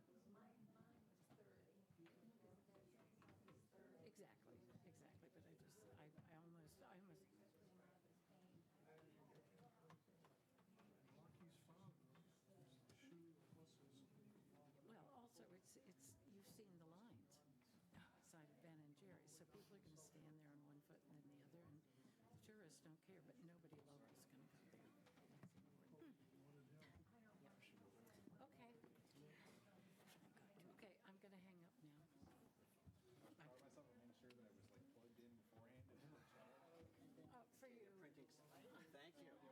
Thank you. Oh, I don't know. I'm sorry. But. Oh, well, that's important. Well, you know what it is. It's graduation from 5th grade. Doesn't matter. Doesn't matter. It's important, though. She's my eldest granddaughter. And she invited me, so I said, of course I'll come. You have to do that. I know. But I just realized I made the reservations out there a long time ago, and then just focus now. Yeah, that's good. Yeah. So just so you know, You're excused. you're down one. The actual graduation, which seems to go a long time with events all day long, is on Wednesday, the 21st. I'm flying out on the 19th. So maybe everybody be pooped out and tired and I can Zoom. But if they're planning a party or something, I'm stuck. It is what it is. It is what it is. 5th grade. And out in Boulder, they don't call it graduation, they call it continuation. You know. What can I say? On to 6th grade, you mean? Yep, continuation.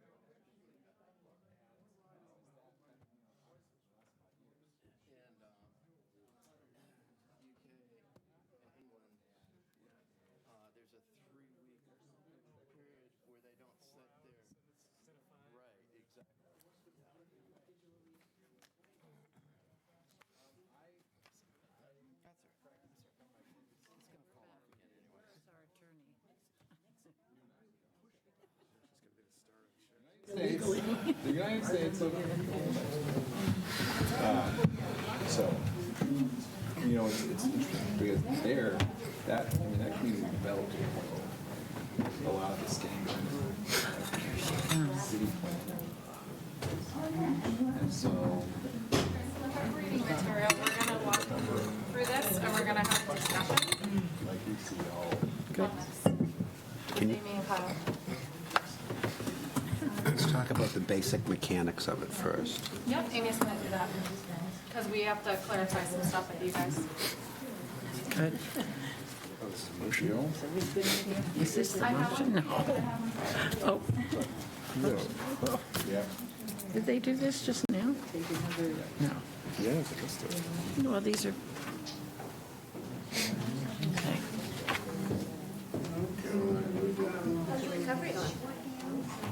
Oh, it's a statement. Not as long as it's a restatement of the... Yeah, it's just 602F. Yeah, but then there's a statement of finding under each point.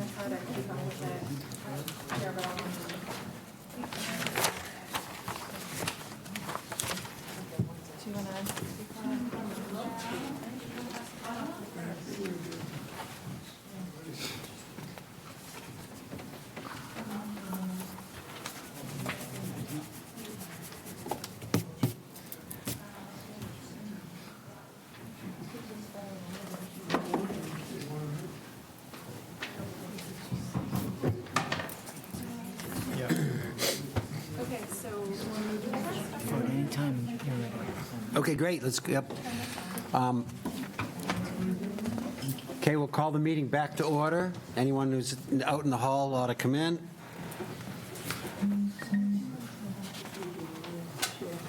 And Amy, we'll call on you as the town attorney to describe a potential path forward. Yes. According.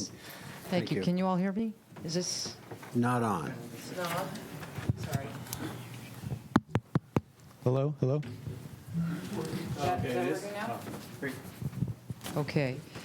All right. I would like to revise a little bit the, in looking at the ordinance more closely and talking about conditions of approval. I think there is a potential path forward if the board wishes to consider approval of the application tonight, subject to conditions.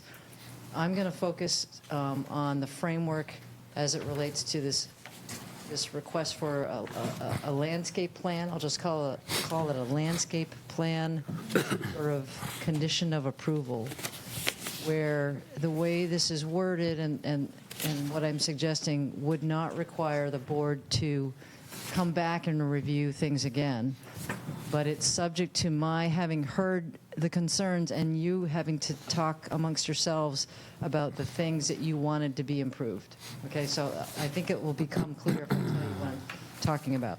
So I think as a condition of approval that would address, and Kyle's going to go through these, but I see these as addressing standard 602, what section is that, Kyle? A, preservation of landscape, B, relation to proposed buildings, the environment, and K, landscaping.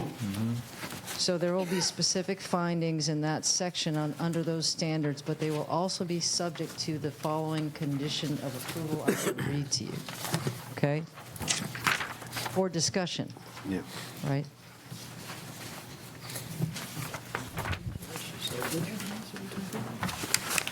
A, B, K.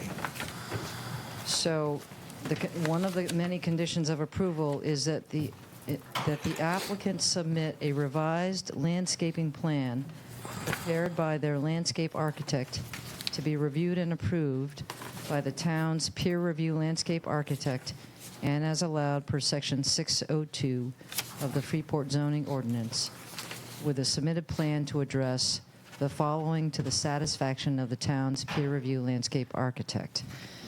And I just want to briefly refer you to, there is a section 602C8, as you know, that allows you to hire a peer-reviewed expert. Could I Look ask, at the I'm applicant's- sorry, could you make it either that louder or do it from the I'm microphone? happy to do it from the podium. Sorry. I kind of get you, but, you know, I'm too old to hear. Oh, okay.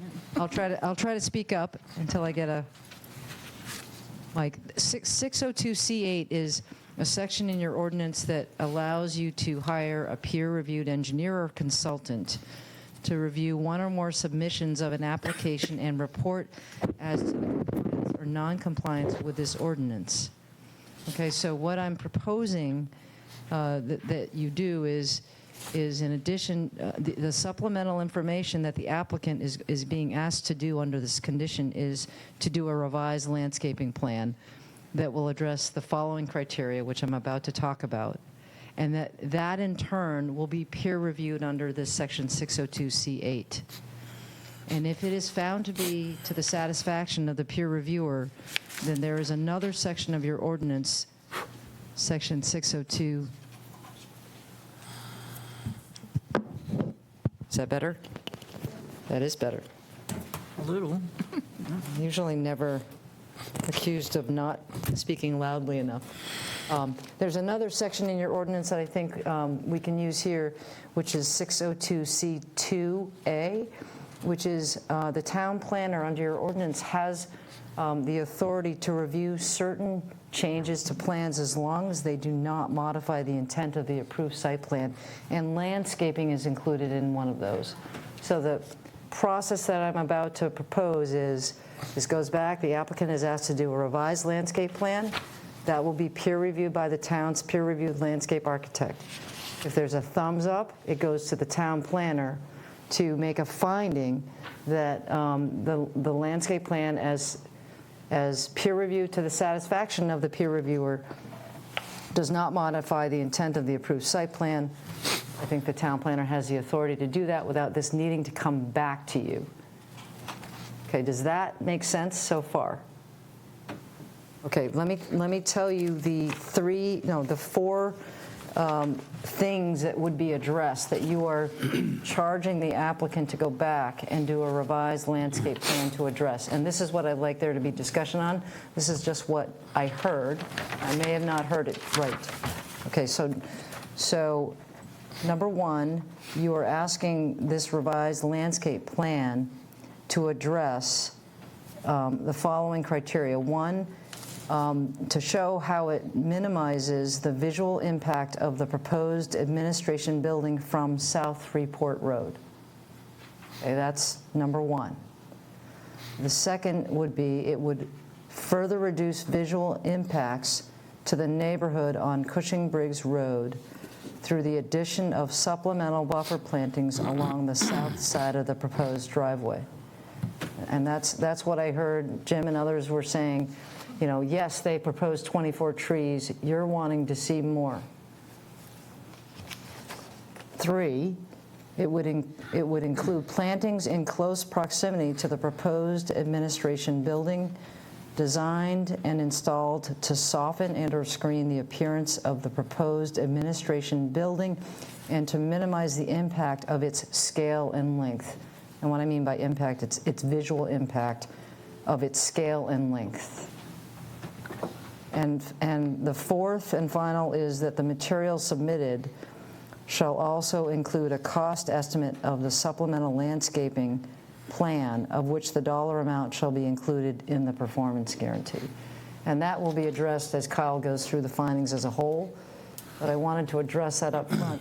I think with those specific criteria, I feel comfortable that you're not delegating the authority to some other body. You're telling them what you want. Thank you. But I don't know if this is what you want, so I'd like you to discuss that. I have two questions. One is on number 2, further reduce visual impacts to the neighborhood.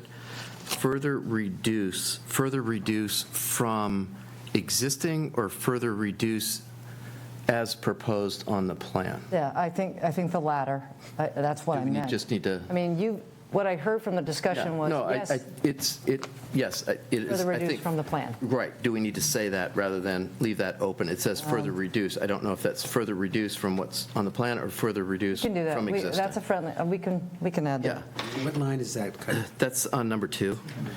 Number sub 2 on G, Further reduced from the originally submitted landscape plan, or the plan submitted, or whatever. from the plan submitted, further reduce. Yep, yep.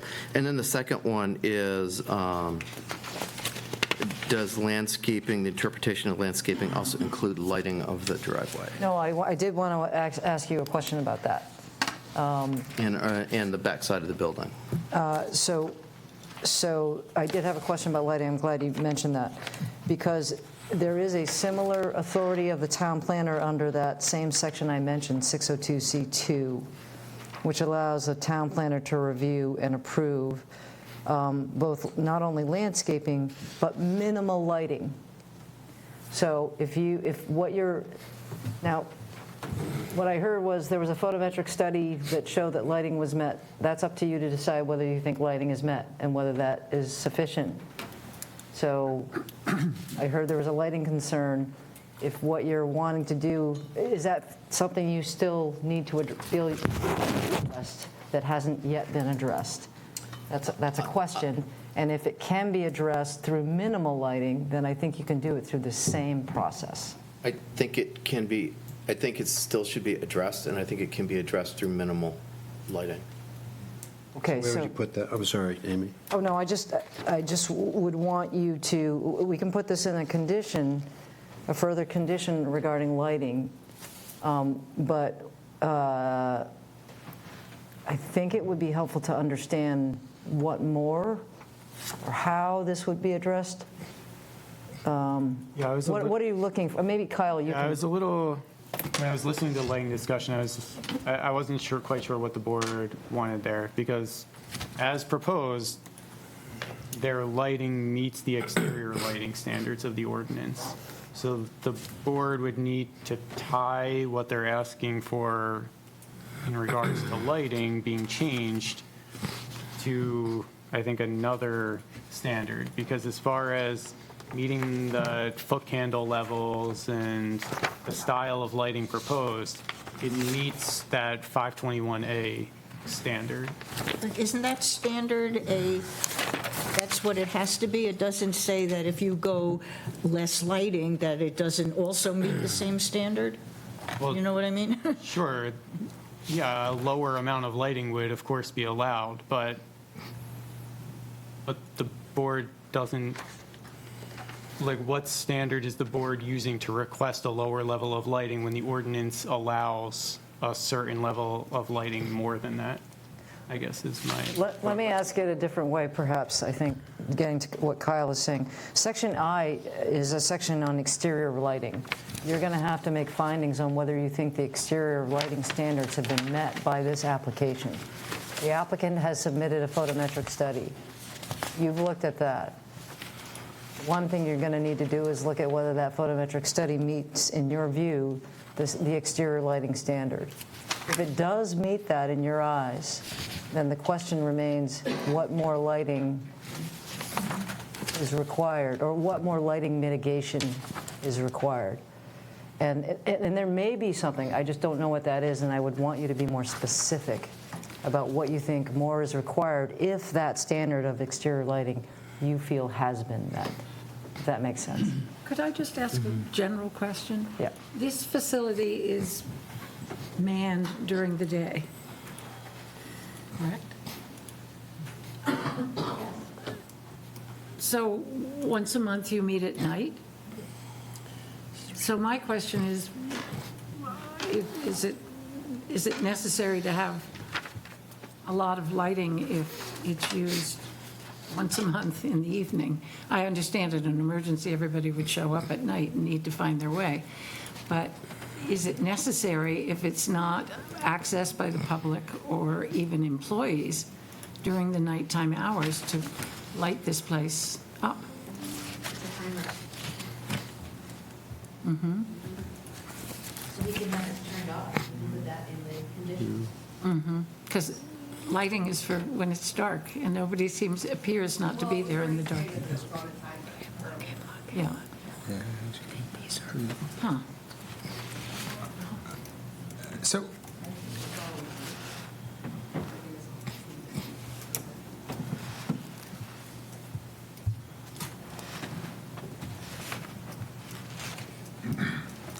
We're still on lighting. I can still be on lighting if you want to be on lighting. I'm trying to figure, are there any lit roads in that part of town? Definitely that's on the corner, right there, four-way stop. Yep. Just as a trick or treat there. Past. No light on Break.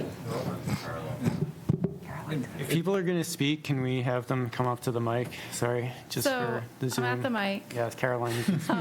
I'm not talking to me. So you did reference earlier that there are best practices for lighting. I just want to put you to 602. I'm missing a number, but exterior lighting. All exterior lighting shall be designed to encourage energy efficiency, to ensure safe movement of people and vehicles, and to minimize adverse impact on neighboring properties and public ways. Freeport is known for many things, and one thing is our very strict lighting standards. They have to be full cutoff, and they have to measure, there's a whole photometrics plan with all the numbers. They have to be 0 at the property line, meaning that there can't be spillover. So based upon the information they submitted in their application, they showed that on the photometrics plan. So I just wanted to call you back to that standard, because that's where it specifically references making sure it's safe for people and vehicles. There's more in there. if you want But to it get into talks it. about minimizing adverse impact, and if we find that the lighting that they were proposing could be changed to create a more minimized impact, I don't understand how you... I'd like to continue that, it might help you. Adverse impact is to be judged in terms of hazards to people and particular traffic and potential damage to the value of adjacent properties. Lighting shall be arranged to minimize glare and reflection on adjacent properties and the traveling public. For all proposed lighting, the source of lighting shall be shielded and the light should be directed to the ground, except for in the case of sign lighting. And then there's a standard that goes into other districts that's not applicable here. Yes. So I'd say the two pieces as it drills down into that site plan criteria, exterior lighting, right, is that shall be arranged to minimize glare and reflection on adjacent properties and the traveling public. They've shown in the photometric plan that there's a 0-foot candle level at the property lines. And then for all proposed lighting, the source of the light shall be shielded and the light should be directed to the ground. They've shown that. So yes, as it starts out, there's a bit more subjective language where it talks about minimizing adverse impact, but as it drills down into the specifics, it really aims at getting at that performance standard of 521A, where we have specific prescriptive standards around foot candle levels and shielding of lighting, which they've met. So typically, that's how we use these review criteria. We use them they're set up a little more general, and then we point them to the more prescriptive performance standards elsewhere related to the same topic. So I would say in general, we talked about this a little bit before, about how the board has reviewed other projects. That's typically what we're looking at. And when we write the memo, when we write the findings, we're using those performance standards, those specific standards, to support the site plan criteria findings that the board is making. Okay. Go ahead. Please. I want to step back for a second, just make sure everyone's comfortable with the mechanics as I understand them. Because I personally think it's important to get this thing approved tonight. The way this can happen, as I understand it, Amy, is that we're going to try to articulate what we'd like to see for a landscape plan.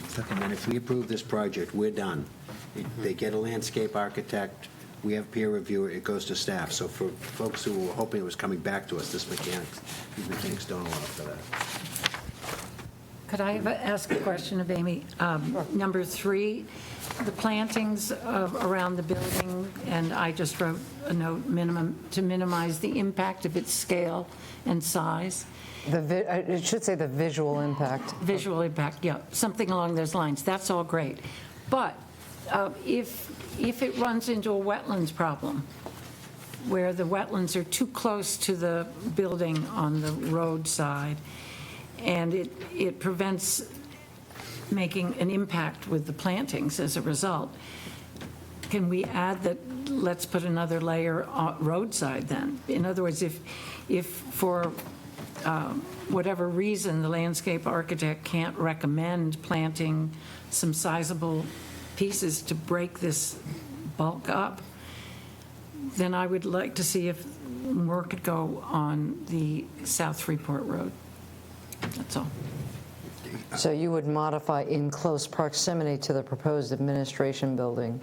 Well, I think that would be ideal visually, but whatever will have the greatest impact on screening the building from South Freeport Road and around the corner from Briggs Road when they're looking at the blunt end of the building. Lynn, does number 1 address that to some degree in your mind? Yeah.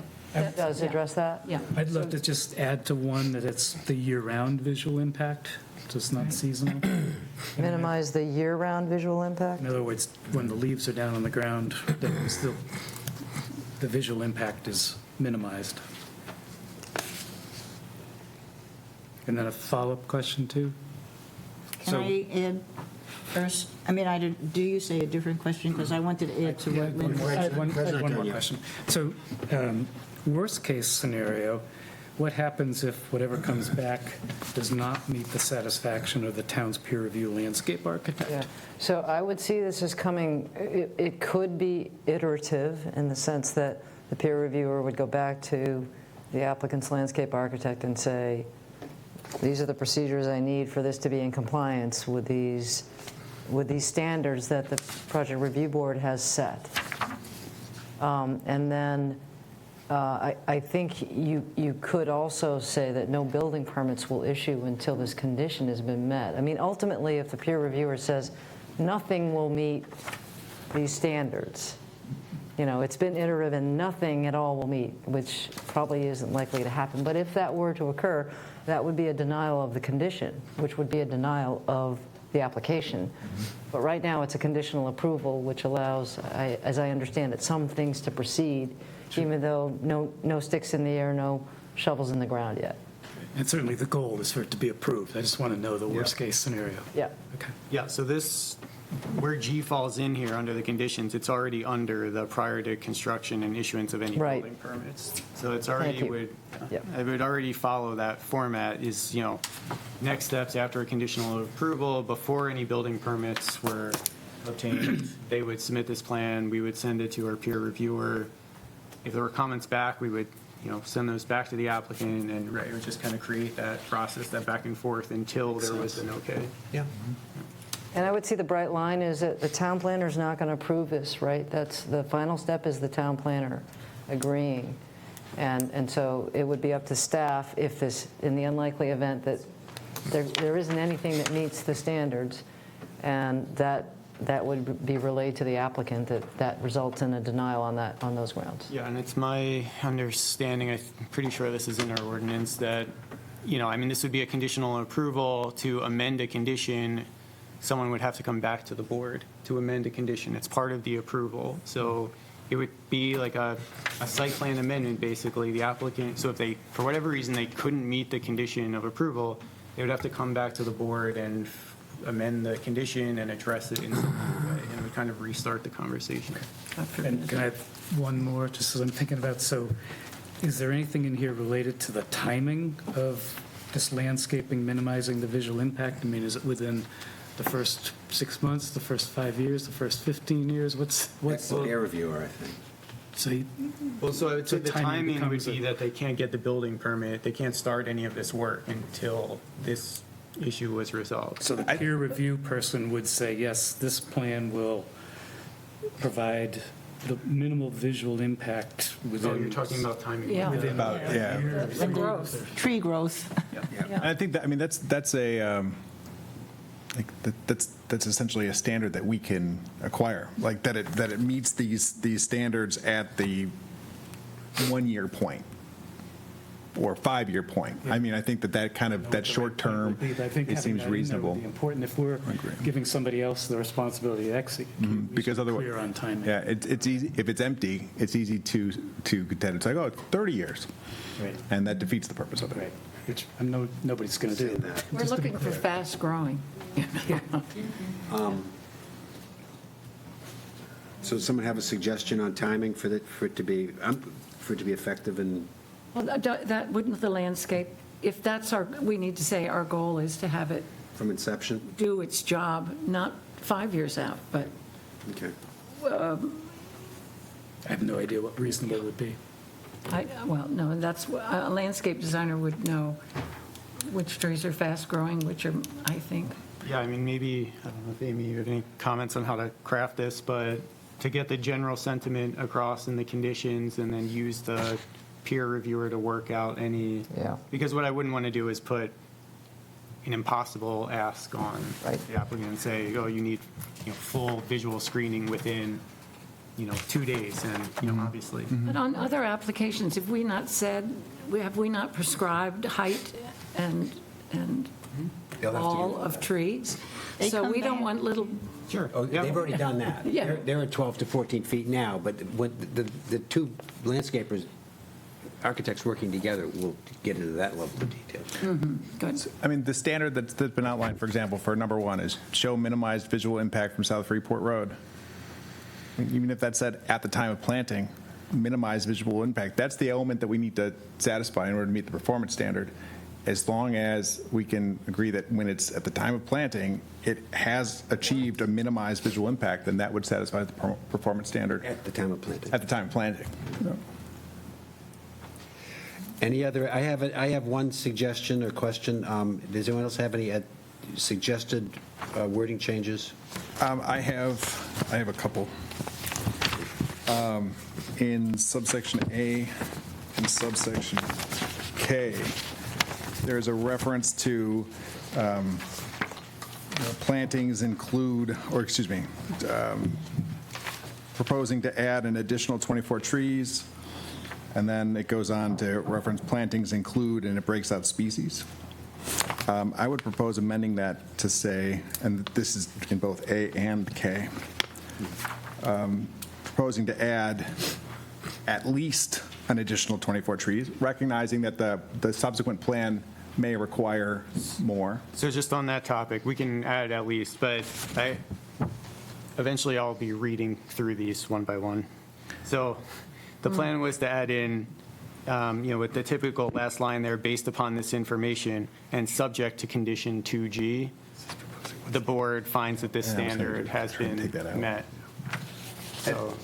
And so I think that's reasonable, but I would maybe also propose pulling out the specific defined plantings, with species to be determined as part of the plan, because I don't want this to box them in. Guided. Like, you have to do at least 5 maples. That's what they suggested doing. No, I already. understand, but I know we're changing we're changing the ask, and so I think it's Without the benefit of a landscape architect working with them. So I'd rather have some guy come in with fresh eyes. Yeah. So I can change it to say these plantings include plantings to be determined under condition 2G? Yeah. Anything else? Any other suggestions?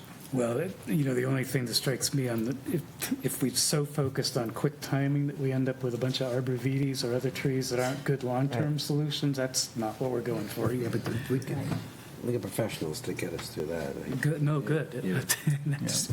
I just don't want to create a situation where it's hurry up and grow something. Yeah. 5 years from now is going to look terrible. Yep, I agree. Can we have, you have more to do? Do I yours. was going to add, maybe we can address that point by asking for a showing of a minimized and sustainable. I mean, like putting reference to, you know, the sustainability of that buffer. Native. Yep. And I don't necessarily want to go into the native weed, Species, but I mean, at least to recognize that it's the expectation that these are like long-standing plantings. That makes sense. Generally, the trees are always, as the Department of whatever it's called, Environmental Protection approves for native and, you know, indigenous and non-invasive. They always have some statement like that. Any other suggestions before I share mine? Amy, I had, I'm concerned about the north end of the site where there are two buildings going up, which are at the end of the existing driveway. So my comment had been, I want to make sure there's buffering, effective buffering of all buildings. So if it's okay with everyone, I would like to change this G sub 1 to not just minimize, not just be limited to the proposed administration building, but new buildings and equipment, and not just limit the view from South Freeport Road, but from public ways, because then that covers Fishing Creeks also. Is that okay? Do you want to add that as an addition to 1 or a change to 1? I would, if it's, my proposed language for sub 1, Yep. incorporating the other comments that people have approved, I think it would read, from the time of planting minimizes the visual impact, reasonably and effectively minimizes the visual impact from public ways of new buildings and equipment. I think we also stuck in there year-round. Yep. Yep, but that makes You sense. got that, Kyle?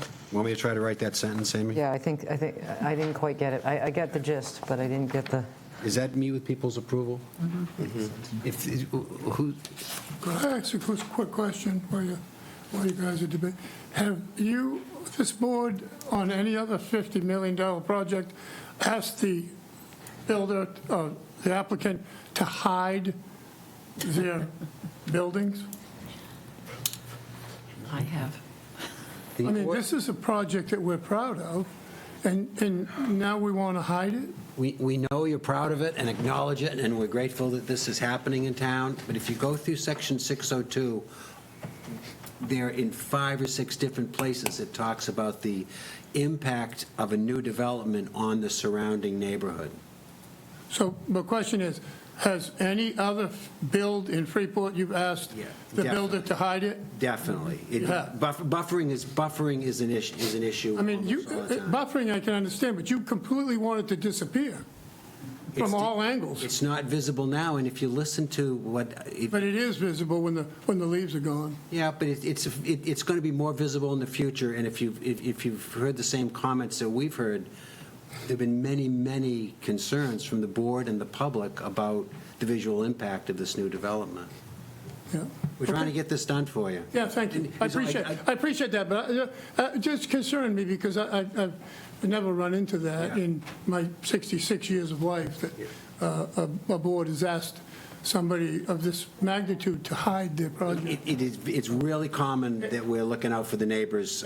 But I did just look up because someone from the sewer district, if we go in this direction and if we end up approving this project tonight with the type of enhanced landscaping that we're talking about, is that something that's okay with you folks? Yes. Yes, definitely. Oh, yes. Like No. perennials and bring them.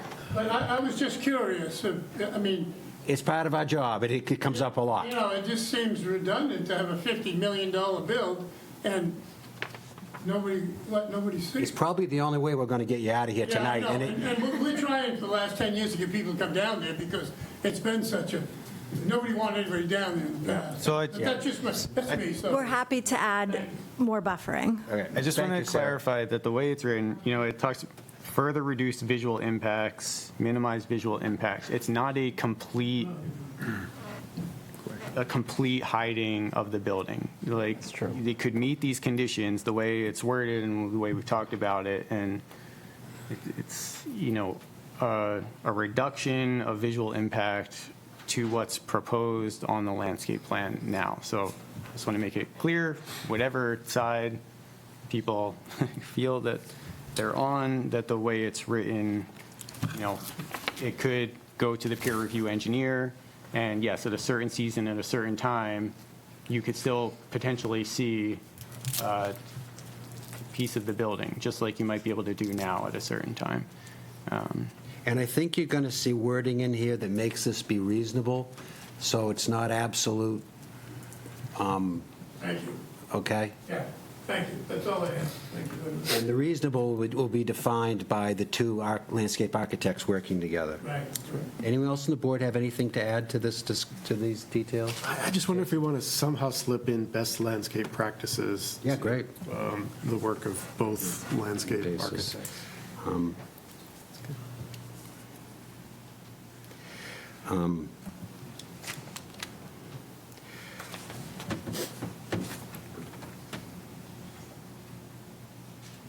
Oh, we're going to do this again, consistent.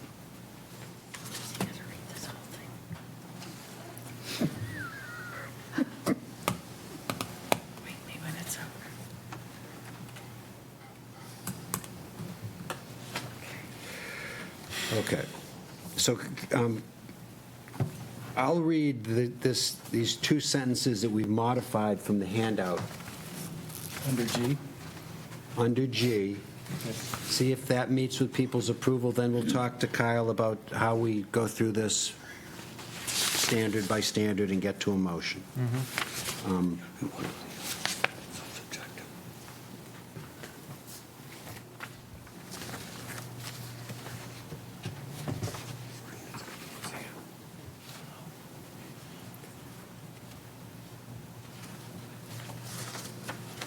Okay, calling your attention to G sub 1, a whole new section. I think this incorporates what everyone said. From the time of planting, effectively and reasonably minimizes on a year-round basis and consistent with best landscape practices the visual impact of new buildings and equipment from public ways. Any discussion about that, or can I go to the next one? Can you read that again a little slower? Please. From the time of planting, effectively and reasonably minimizes on a year-round basis and consistent with best landscape practices, which keeps this thing in the normal zone, the visual impact of the new buildings and equipment from public ways. All right. Good. That's good. And the other proposed change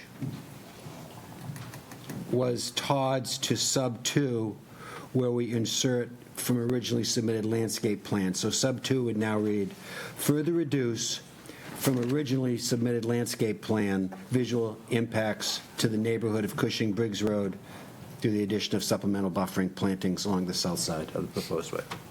Good. So is it okay for us to have Kyle tell us how we would theoretically go through approving this? Don't you want to add your third one, which is buffers on the existing driveway with the new buildings? I think it's covered by saying all the new buildings. Oh, we did? Okay, wait a minute. That's what I read. Oh, you did? I phased out, sorry. I think your concern was also addressed in that, too. Yeah, yeah. So if we were to vote on this, Kyle, how you want us to go through each standard? So, yeah, I can read each of the criteria. So what I would do is I would read the criteria header and then the draft finding. I would not read the ordinance text around the criteria. So I'm not going to read the landscape shall be developed in such a, I'll just read preservation of landscape and then the board's finding. Okay. I can pause after each one to get a thumbs up from the board in case anyone wants to make any changes. I still have a question. I had this question since I've been on this board.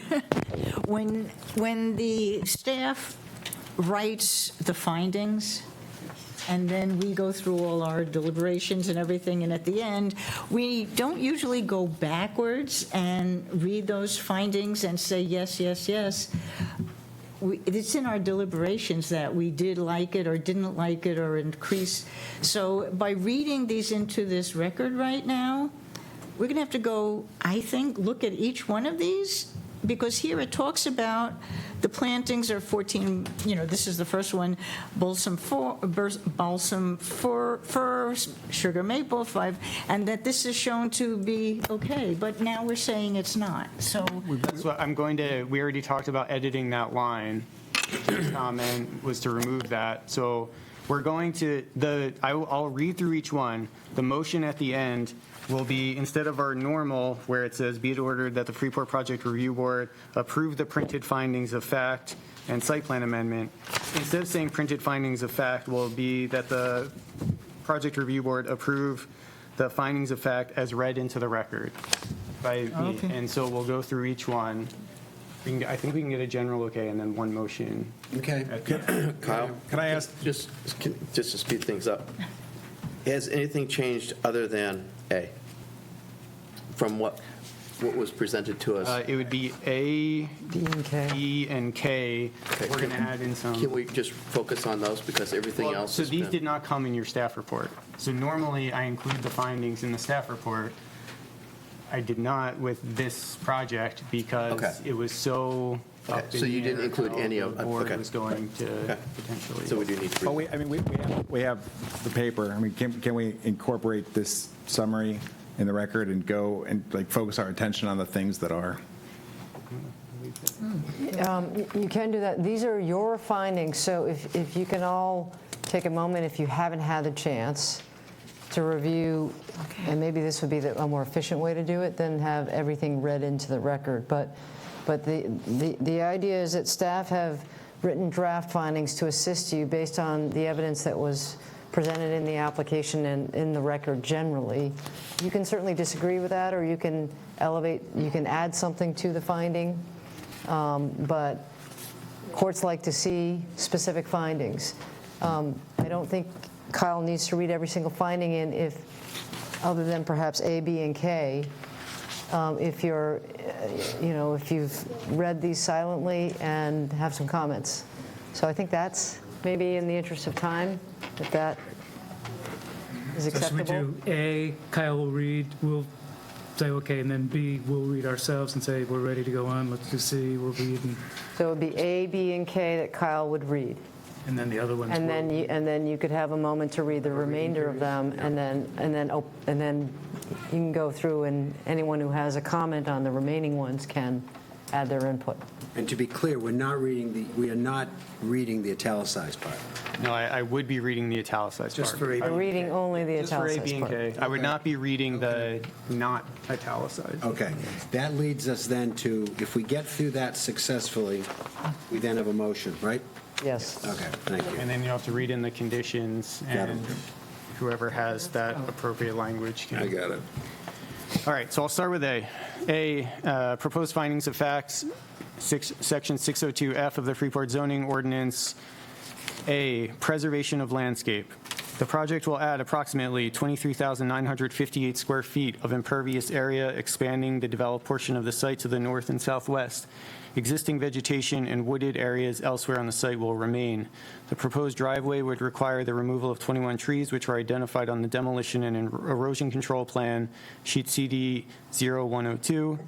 2 additional trees north of the process building would also be removed. In addition to the existing vegetation between the proposed driveway and Cushing Breaks Road that will remain, the applicant is also proposing to add an additional 24 trees along the proposed driveway for further buffering. These plantings include plantings to be determined under condition 2G. A landscaping plan has been on. That's worded incorrectly. A landscaping plan, as shown on sheet C0103 of the submitted plan set. No impacts to any wetland areas are proposed. C, condition of approval regarding supplemental landscaping. Based upon this information and subject to condition 2G, the board finds that this standard has been met. Can you take out 24 trees? I thought we were going to take out all the specifics there and say these plantings will be determined by. I agree, that become. Okay. Or alternatively, as to the number, put in, well, The type and the number. well, no, the type definitely, but I contemplate the number as an at least. Oh, right. Sorry, I forgot minimum the at of? least one. Yeah. Yep. So, it's a floor, not a ceiling. Right. Although they may, yeah, because they may want to change the species anyway. Yeah, a minimum of 24 trees. And then, and we've got this sentence that says, a landscaping plan has been on sheet CO 103 of the submitted plan set. Maybe that should stay and said, a landscaping plan shall be submitted pursuant to condition. Of the revised landscaping plan. Yeah, we've identified the condition where additional landscape plan needs to be made, just to avoid any confusion that is it.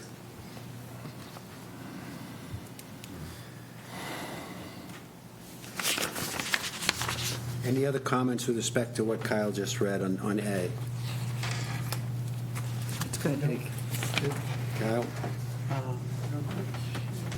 My question is, because all of these are worded as been met, has not been met, can the board just look at them since they don't specifically say? Just been circle, met? I would just, based on what Ford has done, with polling the board, I think you can circle has been met. Okay.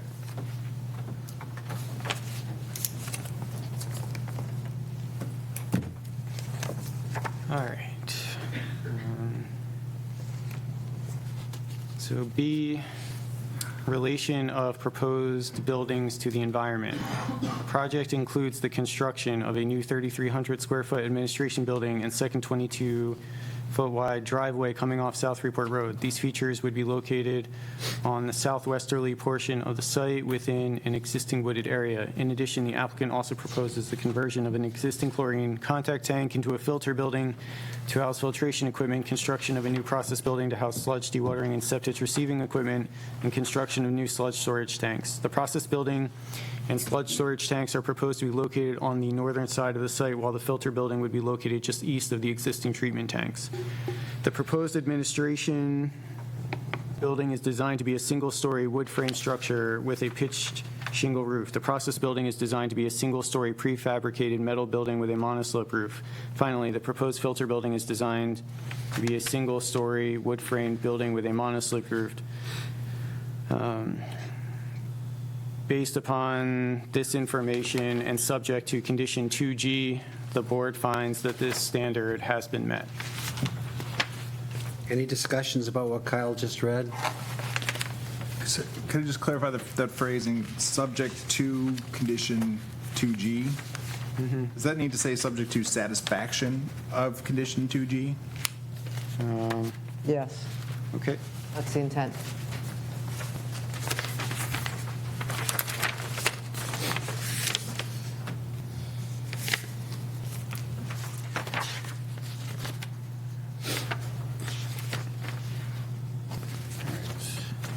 Jump to K, landscaping. The proposed driveway would require the removal of 21 trees which are identified on the demolition and erosion control plan sheet CD0102. 2 additional trees north of the process building would also be removed. In addition to the existing vegetation between the proposed driveway and Cushing Briggs Road that will remain, the applicant is also proposing to add additional plantings. A minimum of? Add at least. Yeah, I was going to, 4 additional. at least 24 trees and additional plantings subject to satisfaction of condition 2G. These plantings include plantings to be determined under the satisfaction of condition 2G.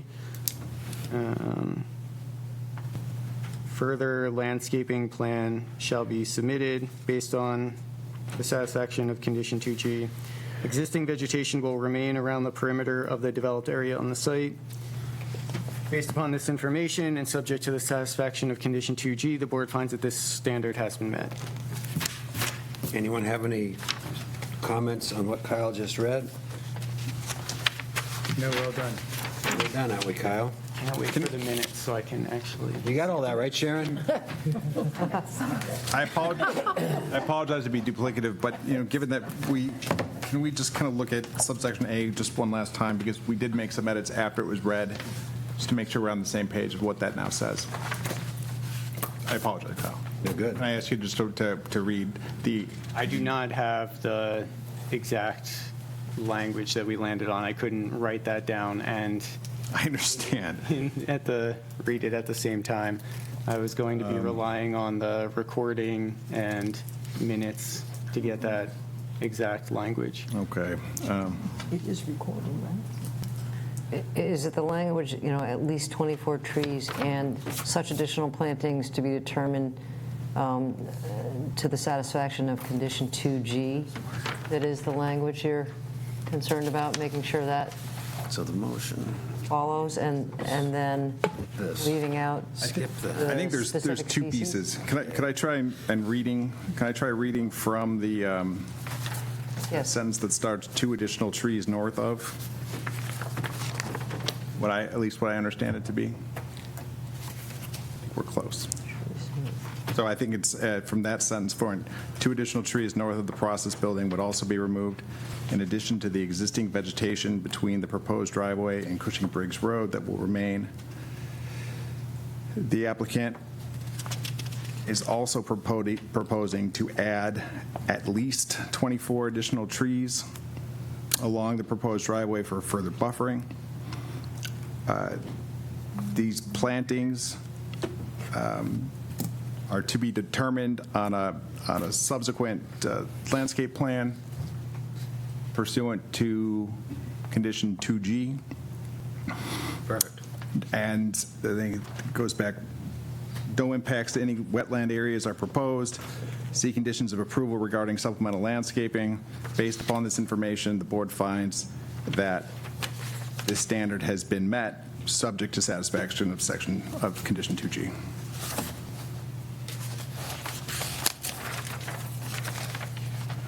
So, any further comment on any of this? We're at the motion. Well, so we just want to get a final okay on each of the other ones so I can circle has been met. Yes, yeah, we should. I thought what we were going to do is, So I think the board was going to take a second to look through all the other ones to make sure that no changes were needed. The way these are written, at the end there, it gives an option, really. Based upon this information, the board finds that this standard has been met or not met. So I don't necessarily think we need to read through all of them if the board isn't presenting any altered language. But we should just get a quick see, okay, everyone thinks the standard has been met, so that I can circle that on here and we can get it in the record, because as they're written, it's not decisive.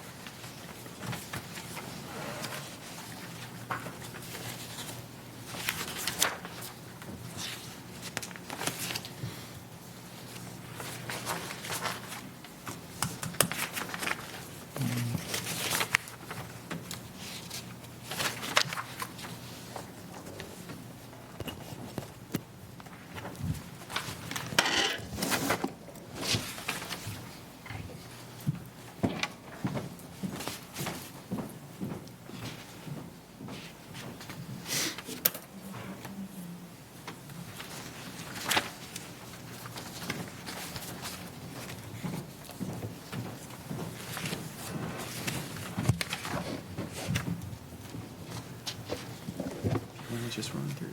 I'm going to, yeah. Just mark this. Yep.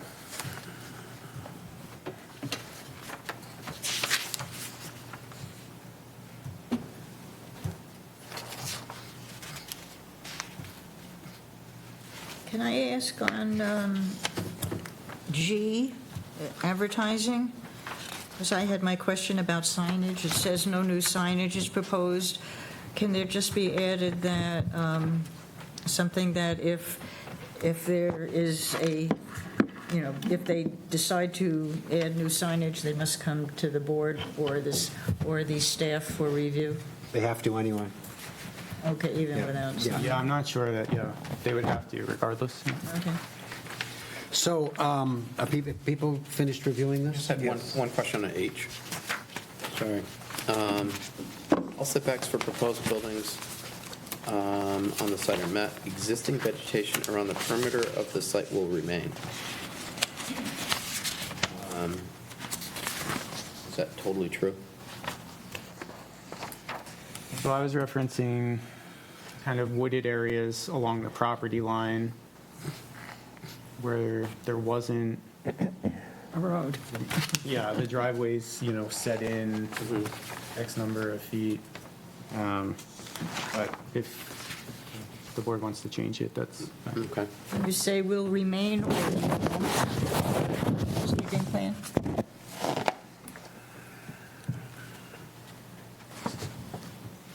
Well, I was just thinking that, like the entrance of the driveway, Yeah. clearly it's not going to be existing. Excluding the curb cut, excluding the driveway entryway, just to, Except as shown on the plan? except as, I don't, concern with that is that the plan is going to change as to landscaping.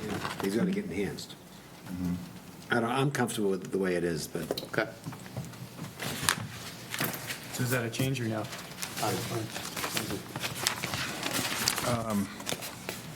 Okay. One very, very minor thing in the conclusions of the conditions, condition 2B. This is one that we've kind of tinkered with in the past. Just to be clear that this is not an incomplete finding. We're saying that we will establish an inspection account in an amount to be determined for the inspection of site improvements by the town, rather than in the amount of TBD. Oh, an account. So it doesn't look like an omission. So I'm going to offer to read this. So what is B would say, just you delete in the amount? In an amount to be determined. Instead of TBD, to be determined. In an amount to be determined. Got it.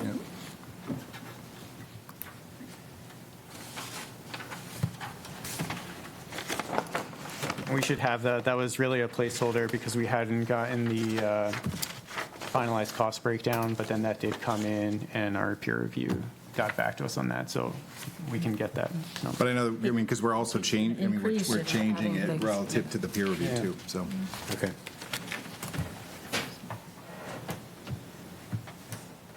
So we good? We good with this? Okay, so I want to make sure we handle this right. So these findings, we have approved, we have among ourselves approved A, B, and K already. I want to get a show of hands that we also approve the following findings before we do the motion. See. And I would move that we affirmatively find in favor of conditions have been met for all review standards A through N. Is there a second? Second. All in favor? Are we good to read the motion now and vote on it? I think so.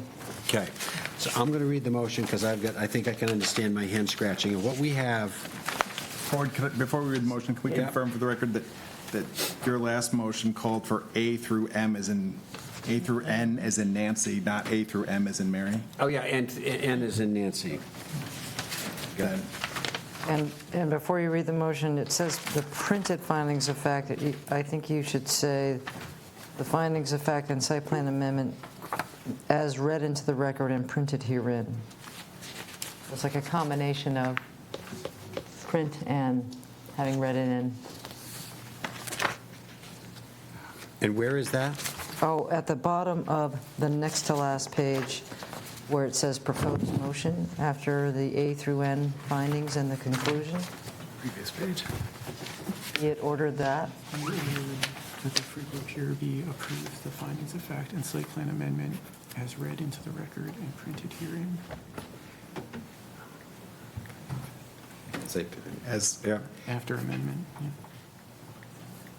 After amendment. as read into the record. And printed herein. Okay. Sharon, you ready? Yes. Okay.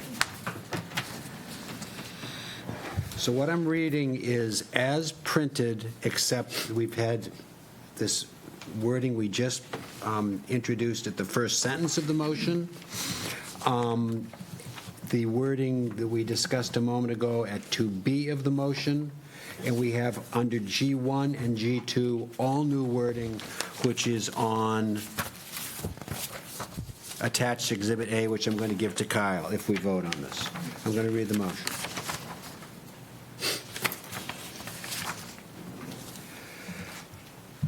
Proposed motion, be it ordered that the Freeport Project Review Board approve the printed findings of fact and site plan amendment as read into the record for Freeport Sewer District for the improvements to the existing wastewater treatment facility, including construction of a new administrative building, filter building, process buildings, sludge storage tanks, and second driveway at 43 South Freeport Road, tax assessor map 4, lot 9, to be built substantially as proposed with the application dated 3/5/2025, finding that it meets the standards of the Freeport zoning ordinance, the following conditions of approval.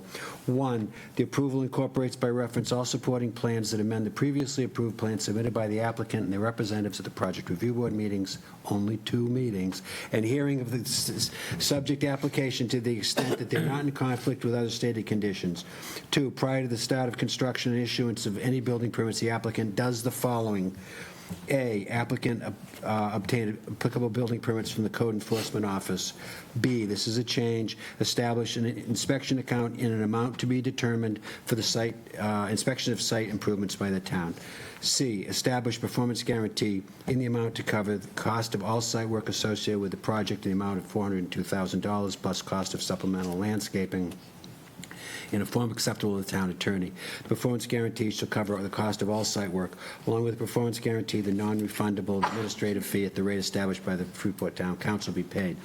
D, remaining comments of the town peer review engineer in memo dated March 24, 2025 be addressed. E, enter a maintenance agreement for the stormwater management system for the town of Freeport to be recorded in the Cumberland County Registry of Deeds with a yearly stormwater reporting to the town of Freeport being required. F, provide a letter from the Maine Historic Preservation Commission that verifies MHPC accepts the archaeological and historic surveys provided by the applicant and no further work or investigation is recommended.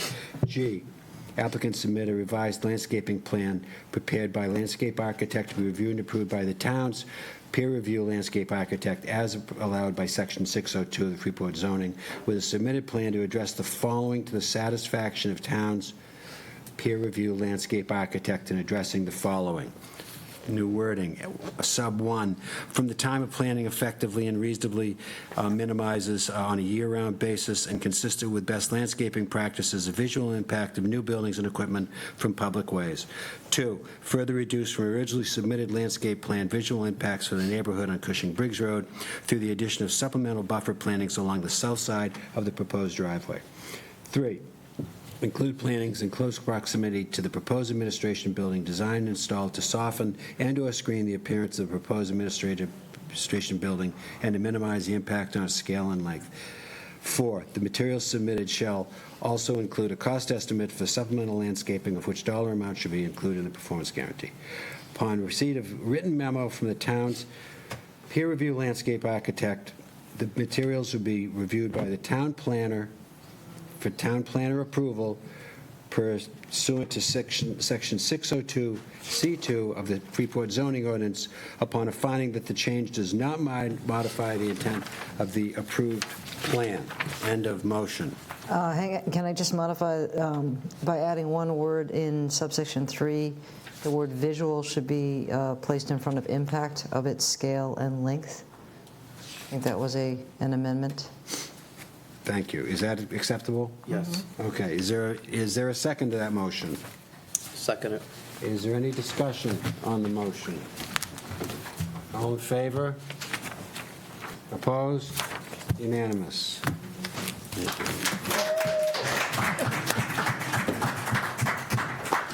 Anything else we got tonight? Thank you, Amy. Kyle must have some couple items. Yeah, no, geez. Just a couple throw-ins. Is there a motion to Jim, thank you again. Thanks, Jim. You go out with a bang. Is there a motion to adjourn? Yes. Second?